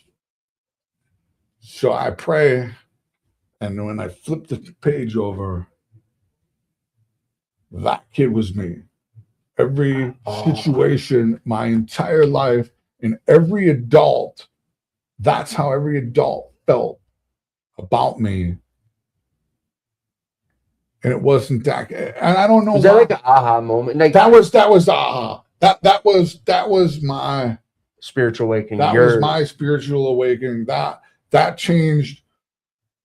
That changed everything. That changed the way you viewed your entire upbringing. That your entire experience. Forgave every adult, every person in my life. You didn't have to do no more for you. You're done. I was done with my. So who put that thought in? What was it that made you? So I say that's God. So God does. Yeah. I don't care. Like what I say is, I don't give a shit if it's little baby Jesus, Muhammad, Buddha, Big Bang, the doorknob, tree. I don't care what it is.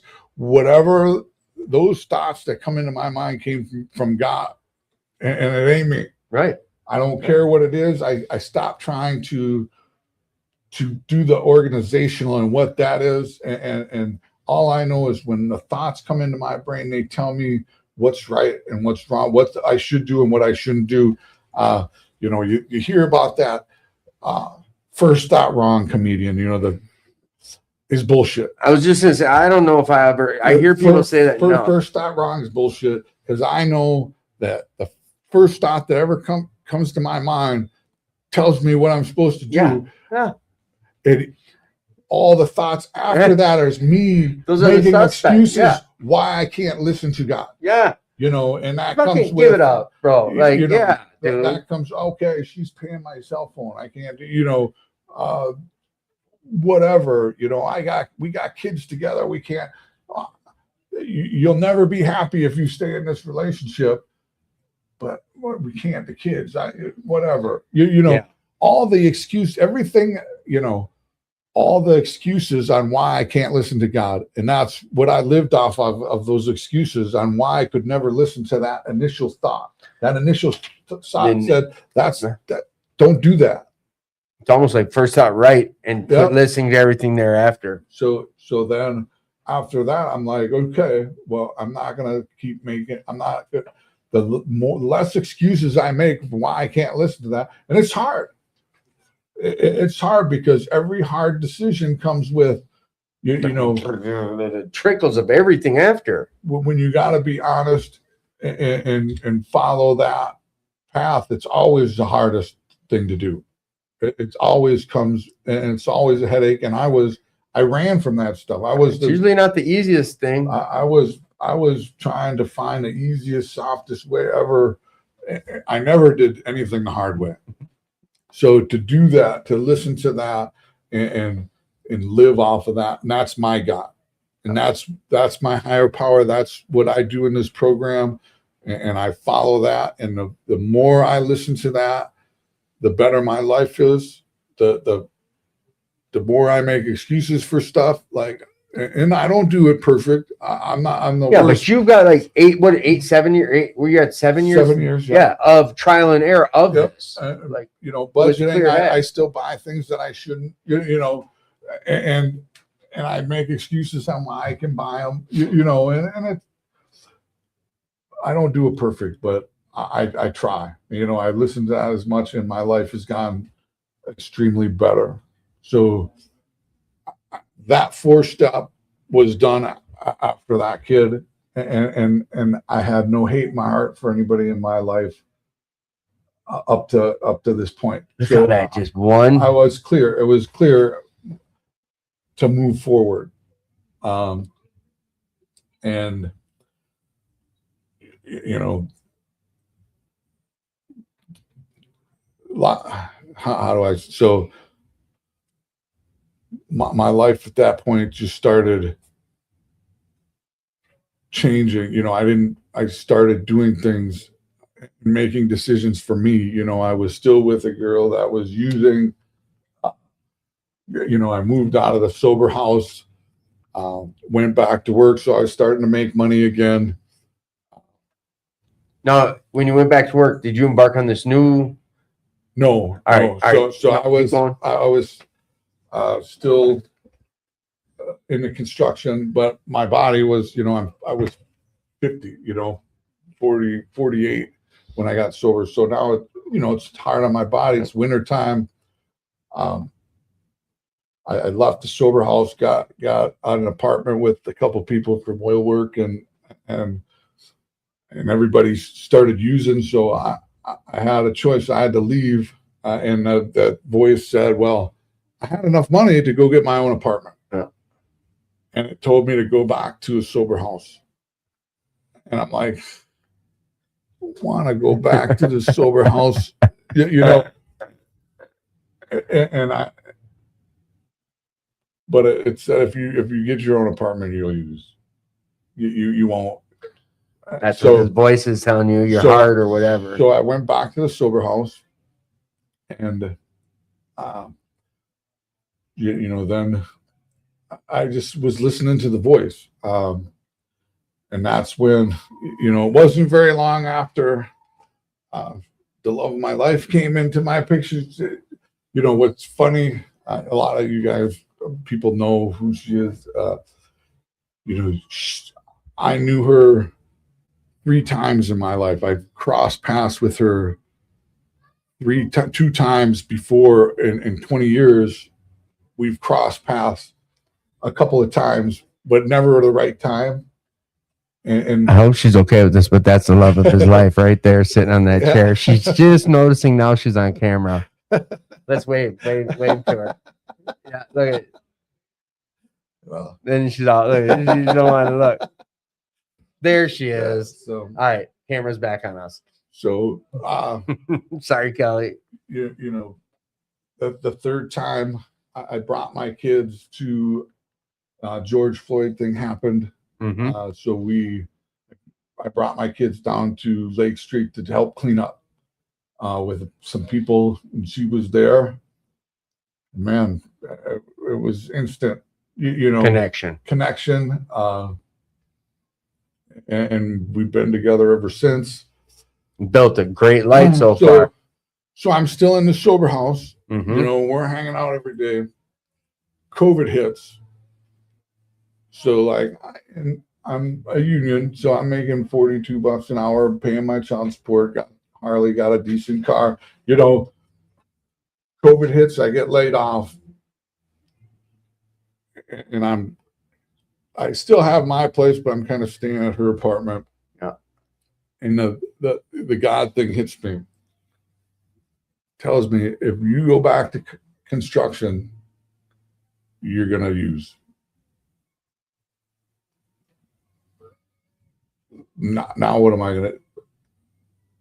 Yeah. You know, not we're a month into our relationship, and I'm telling her like, God told me that. God told me that I gotta quit my job. But You know, so I guess that's a good test to the relationship. Yeah. So no money, no job. I didn't have money to pay my rent at the sober house, and like no job. Didn't know what I was going to do, but I knew I couldn't go back. Right. And I don't know why she stayed. She loves you. And I mean, that's it's a no-brainer. it's a big red flag when you're now unemployed. My stock just went down considerably, but so this is. Buddy, though, she loves you and she's a good person. But that's the Yeah. If I would have went back to construction, I would have died. I would have used and I would have died. And all. So what you're hearing is someone putting their recovery first. That's what this is. So what that meant, I had no idea. I was broke, no money in the bank. So my buddy that I was in jail with, The one who's actually he was a staffing guy, a recruiter, headhunter. Yep. So he did IT, but I called him anyways. I'm like, do you know anybody who does? Because I had a good resume. So like I had engineering and laser and stuff. I'm like, I don't do IT, but do you have other jobs, or do you know other people looking for engineers? Like, yeah. And he's like, well, how about would you want to come work for me? So he had quit his job and started his own company, and was brand new company. He just started it. There were like 3 people at the company. I'm like, what do you want me to clean toilets? What do you want me to do? I knew he was successful. He was a successful guy. Yep. One of the things that got me is he would, every day when he came back to jail, he would write a list of all the things he had to do the next day. Yep. In jail. The whole list. He had a big page and he'd write all his to-do list and his calendar and everything out. And then in the morning, he'd wake up for breakfast and he would rewrite the list. And I'm like, that's fucking cool. Like, how I couldn't do that. Everything was in my head. Like, it's like scatterbrained. Right. Like, I couldn't do that, but I liked that about him. So, and I just knew that, okay, whatever you have me doing, I don't care. I want in. I'll do whatever you want. And he said, well, it's totally commission. So I want you to, I've got these jobs for maintenance techs, but he knows nothing about maintenance techs. Yeah. He's not a maintenance guy, but he needs somebody to call maintenance techs and find them for these jobs. Just tell them if they're good or bad or whatever. Right. Well, I can do that. Like, so I can contest that. So all the more people I put to work, the more I would make. Every hour that they would go to work, I would get a percentage. So what I would do is get on the phone. Like it was COVID, so I worked from home, and I would get on in the morning. He gave me a computer. I knew nothing about how to recruit, how to do it. So I had to Google it. Like, how do you recruit, and I'd watch videos of guys talking, and really I just got on the phone and started calling people. And once I started calling people, it was easy because I knew I could tell in 10 minutes if you were good at maintenance tech or not. Like, I knew construction, I knew maintenance, I knew if you knew what you were talking about, I could tell if you're full of shit. And your guy, he had all sorts of connections in the world. So he had all these jobs. So he had, he had hundreds of job openings. Because if I'm not, he knew one of my owners personally, I thought, and that's how that. Yeah, that was one of our clients. Yeah, I know. But he had 30 open jobs. Yeah. So I just had to start filling roles. So I just kept putting one at a time. And I would get up, and all day long I would make calls. I would work 14 hours a day, and 1 became 2, to 2 became 5, and 5 became 10. You know, I started making money. You know, it was doing well, and it was finally the job. It was easy for me. It was like what I was meant to do. I was meant to talk to people, and I was meant to help people, and I was honest. I could have honest conversation. I could actually listen to people now. You know, my recovery allowed me to have to care about, you know, other than myself, and I could listen, and you know. Well, to steal some of your story, that's what you did. I get to contest that, like what you did for. This is where, and call it what you will, God, blah, blah. If it wasn't for recovery, I wouldn't have the life I have today. And part of that is I tell people I love my job. I love it, dude. Never think I would love working in a place where there's rent or whatever. And I make good coin for what I do. I'm top scale of whatever, but because I told you, yeah, I'm going to take a couple months off. No, just call this guy real quick. That's how it came about. And it's because of you, because of Rooms of Recovery, the trickle effect of this thing fucking pays off, dude. I have a better life today because of it. But okay, so now, because in a way, if you're okay with it, I want to hear the growth of. You started there making calls, jobs fulfilled to where you're at now. So I'll get there. So it went really quick. So I mean, it was COVID. You know, so I sat at home, and I sat at her apartment and had her kids going to school from home. Because now you got a blended family, right? Like, yeah. We were dating, but I mean, I was able to be, you know, because her kids were home, so I was able to be there while they did school from home. So we were playing house right from the get-go. But I, you know, and I was still going to Will Work every day, all the time. But the linchpin for my recovery, we'll get into the goals group. You know, the idea. I wanted to start a group because I wanted to put people like my boss to come in and talk. So I tried to do a group, and I wanted to have speakers come in and talk to us and what they do and how they, you know, and I wanted to pick their brain, you know, so that we kind of had a group in the old building and stuff, but what became of it, I don't remember what gave me the idea, but I wanted a text string. You know, I think somebody had a family text string that everybody talked. And I said, well, I just want guys that, you know, because there's a lot of people that came through Will Work at the time. Oh, yeah. You know, and 99% of them weren't living the way that I wanted to live, whether 40 years of recovery, right. And I still didn't want to live that. There was very few people that I like generally looked at that said that I want that. Oh.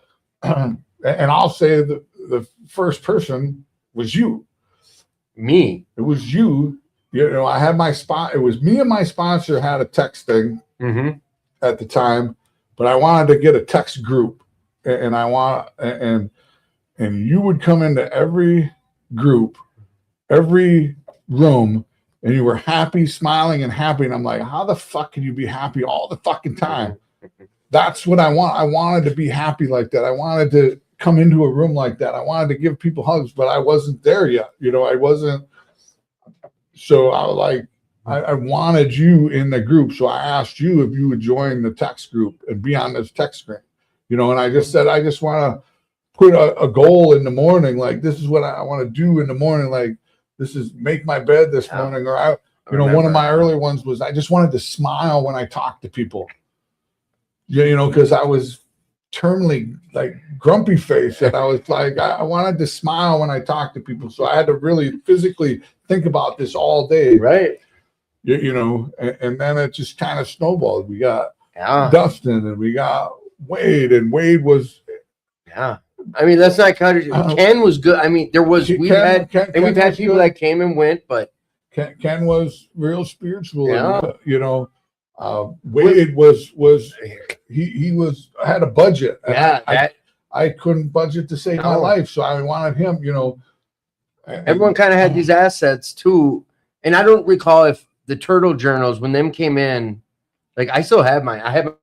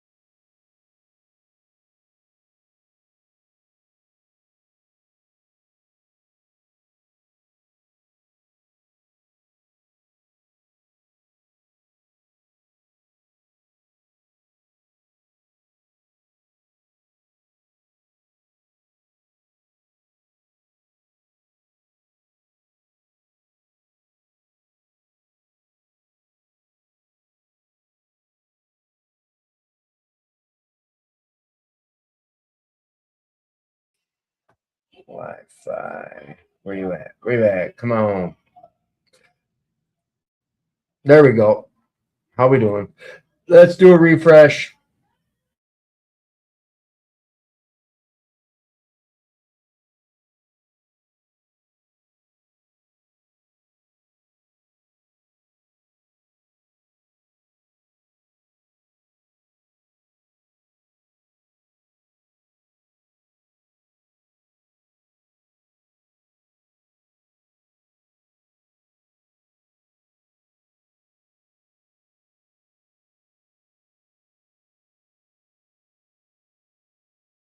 shit, Justin.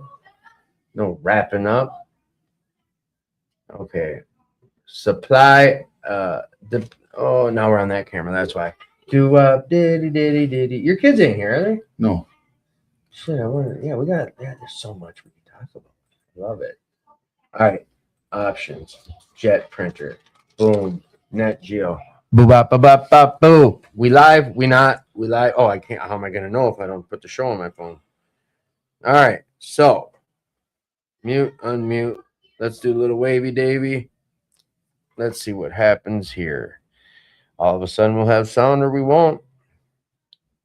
It's always the internet. When it does cut out, I don't know. There we go. Told you we'd be back. Tell me I'm not a tech engineer. Ooh, good. We're running off my Wi-Fi from my phone.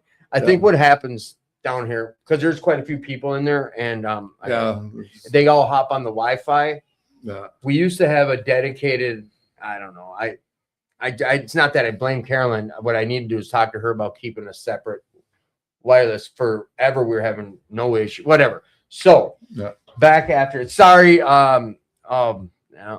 If they read what I wrote, they know that we'd be back on. And if not, you guys can catch it tomorrow. But I do apologize about that audio stuff. Well, I will say. So we'll just get. We can get to wrap. I mean, you can start getting to the end. So my life started to move forward pretty quickly. Things were working well. My recovery, my relationship. It was the first relationship that actually worked through stuff. Even though you have two people coming from toxic livelihoods, we worked together. We blended two families, a bunch of boys together. Mm-hmm. We had our trials and tribulations with trying to blend, a Brady Bunch together. But you said 5 teenager boys? Well, she's got 4. Yeah. And I've got 2. Yeah. So at the apartment, she had her 2, and we were there, and we just knew that. I went from making $0 to 100,000 probably within 6 months. It went pretty quickly. So I was like, yeah, we need to get out of here. So me and her went and bought a house. Was that the LP house? The LP, okay, yep. Lester Prairie house. We bought that together. Not right up the road.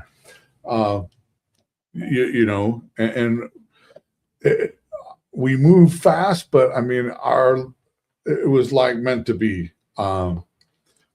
It just everything was just. It's funny when you're walking in the same direction as somebody, how far you get. I've never in my life been on the same page with somebody. And she supports you. Like, yeah, she's behind you, pushing you up. Yeah, she was. Yes. It wouldn't have happened without her. She's your teammate, your partner. Yeah. I went to. Who knows what would have happened, but she supported me, saying, "Hey, I'm going to be jobless with no job." The creator had plans. And had faith in that. But so once we moved out there with her 2 kids and her oldest son and his wife, they were pregnant. So we had them 4 people, her 4 kids, me and her. We were there for about 6 months.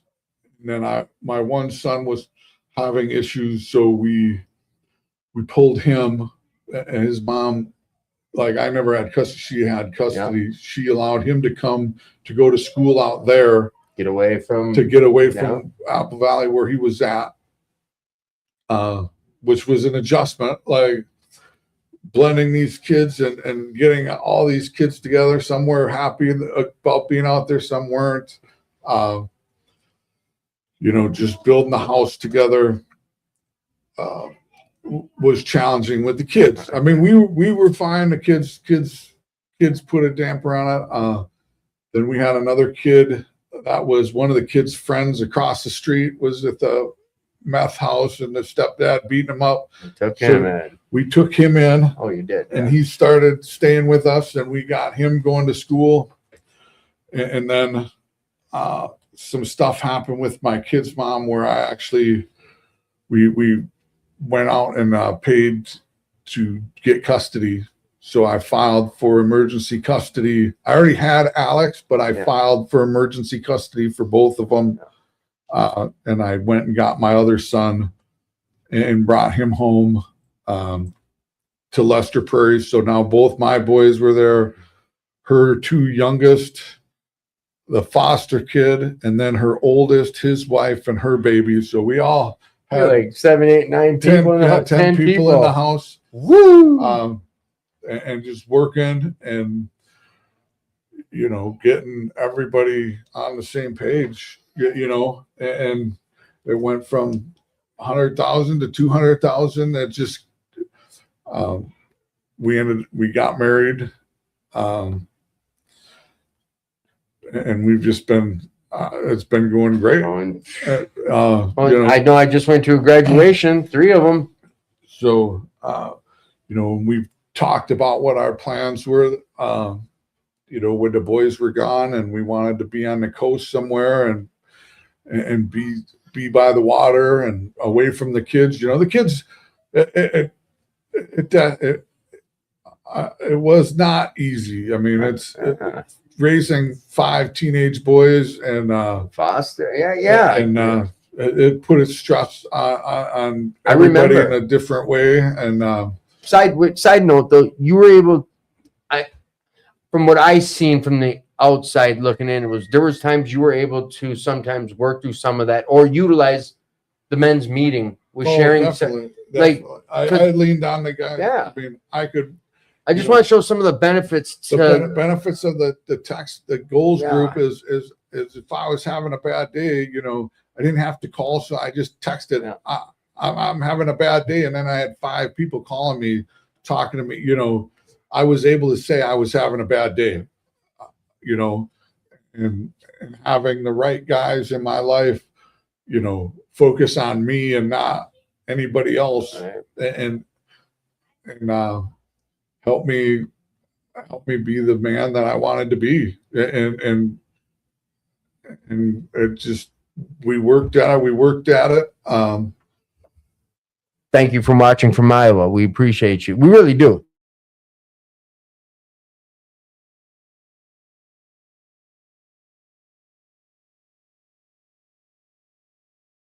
Screen, and the last time it did that, hang on, let me see here. Are we good? Worked out. We worked at it. Yeah, this delay is crazy. Thank you for watching from Iowa. We appreciate. We really do. Hang on. Right there's where we lost sound. I knew we would. Because all I need to see is the subtitles, and I know. Damn. Hang on, John. There we go. There we go. We're back. Sorry, everyone. So, yeah. So what I'll say is it's been continually getting better. All our kids graduated. Nobody believed all our kids to graduate. We got them all to graduate. That's loud, but yeah. And she was reading an article, found an article about this city called Pass Christian, Mississippi. It's like one of the 10 gems of the coast. And we started looking at the town, and it was cool, and we went to go see it. And when we were down there on vacation, we stayed in the town, but then the town next to it, we loved even more. So when we got back, we were looking at how dreaming type of thing. Right, yeah. And she showed me a house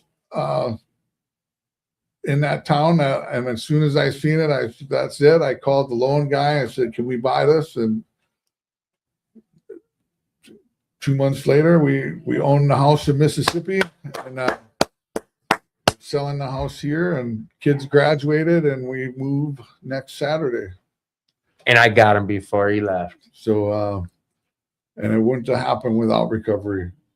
Share that shit. And listening to God and doing and following that and being positive and being honest and being positive and that's it. I think about this side of things is like what always stuck out. Like Wade would share like what he accomplished in 2 years from out of prison. You've heard it, like quite a bit. 2 years, 5 years, 10 years, in 7 years. Look where he was 8 years ago. Yeah. Think about it. I mean, Yeah. it wasn't. I don't know. Like maybe just think about when you're in that marriage, and when you're in the marriage with an alcoholic and you're out of prison. Like, could you fathom having could you have even dreamt it? No, you know what I mean? I never, any dream I ever had is I'm my life today is better than any dream that I ever had. Right. And it's only going to get better. We're going to go down and live on we're on the water down there. So you do have a spare bedroom, right? Yes, we do. Nice. So you heard that, Jess, right? All right. Whoops. I'm self-inviting myself already. But I really thank you to take the time. I love you, Timmy. You know, like I said, you were the first person to come into the goals group because you were happy in and I wanted that. I wanted to walk into the room like you, and I just needed you in my life to be able to do that. And I'm glad you agreed to the goals group text string, and I'm glad we're still doing it. No, it's one of the best decisions I ever made in my life, and thank you for that. I don't know how to take compliments, but I feel awkward when someone's saying something like that. But dude, with my thing, you know, coming off the needle and being in recovery, instant, like, just because for a few years, it's like, this is what life's going to be. Yeah. Like, and I was okay. Like, I'm sure I'll die from this, whatever. I was okay with my life going like this. And then after a couple months of being in here, whatever, spiritual awakening, it was at about 9 months, but fucking life was good. And someone said something to the effect of like, I'm going to torture, but two things. It was always like, if I'm smiling, it's hard to have a shitty day. Yeah. Even if it's fake, if I look in that mirror and smiling, it's hard to walk in and before you know it, you're happy. And the other thing is like being higher power conscious. Like if I'm thinking about creator, God, doorknob, whatever it is that I find my salvation in, if I'm in that headspace, it's hard for me to mess up. It's hard for me to do bad. It's hard for me to walk in and be pissed off, angry. I don't want to. Life sucks when you're mad, doesn't it? Positive. My life is positive, and that's I'm not. Dude, I watch, and now I get to interrupt more. I watched Justin walk through some things. Like there was, without airing out situations, but there was a real tough situation that I know when you shared it with a few of us. I think it was maybe me and Dustin or someone that I was talking to about. I was like, I don't know how I wouldn't have probably punched a little kid in the head. Like I think something got thrown. It was real disrespectful in your home. Something happened to you, and you were telling it to us, calm as shit, and just I think you cracked a few smiles throughout it. And like it was some tough choices you had to make, and you made them and walked through it. And I'm like, dude, like how? But that's just because I know the old you, just based on some of the stories you shared. You know, I chose what kind of dad I wanted to be, and I wasn't gonna. I was gonna be the dad that I wanted to be, and no kid was gonna throw me off that. You know that I was gonna be their dad no matter what, and I wanted to be the. You know, you don't get a say in how I love you. Yeah, and it's just how I show up is how I'm going to dictate how I show up, and I just wanted to be I wanted to be consistent, and I try to do that every day. Yeah, that's amazing stuff, dude. And 2002, good. Hey, what is that? How many years ago is that? That's 25. Yeah. Good job on the 25 piece, Mary. Put her sober day. All right, I gotta get my wife home. Mom's gonna have to wait a couple more minutes because we don't wrap up that way. You're on the Attitude for Gratitude show. So first, name of the show is Attitude for Gratitude. Tell me about your gratitude. My gratitude is just I'm blessed that I can actually enjoy life the way it's supposed to be. Like, I don't have to think that it's going to all fall. I have faith today that everything's going to happen exactly how it's supposed to happen. And I'm not sitting here with a dark cloud over my head, waiting for the next shoe to drop and something to happen. Whatever happens, I'm going to be all right. We're going to be all right. And it's going to be all right. Love it. Pick a number 1 through 100. 24. 24. This is way out of left field type stuff.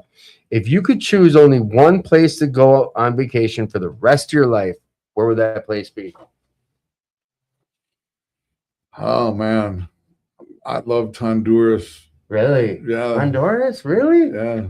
I say it like, oh, really? I've never been, so it's that deal, huh? Yeah, that was nice down there, somewhere down in the Bahamas, somewhere down there, and warm sun, beach. I wish I could get her to come in here for this last one. I want her to pick a number, but pick one more number, 1 through 100. 99. Okay, where are we at? If you had to teach a class on one thing, what would that one thing be that you taught a class in? Positivity. I love it, dude. If you could have any superpower, what would it be? To smile, just to be able to smile. No, you already have that superpower. Without having to fake it sometimes. All right, listen, if you're out there struggling, like I said, we talked about some heavy things tonight, and if you are having self-harm thoughts or whatever, dial 988. If you're looking for a place to go, meetings, call them Intergroup. Otherwise, shit, come on down here. They're still banging karaoke. But other than that, we'll see you next week with Rick and Misty to visit Step 12. Thank you guys for sticking around for 2 hours and 51 minutes. Thank you, Justin. I love you. I'm grateful for you. Thank you for being the example. Serious. Thank you for being the example, coming on here and sharing some stuff. All right. Love you, buddy. Bye-bye. Bye.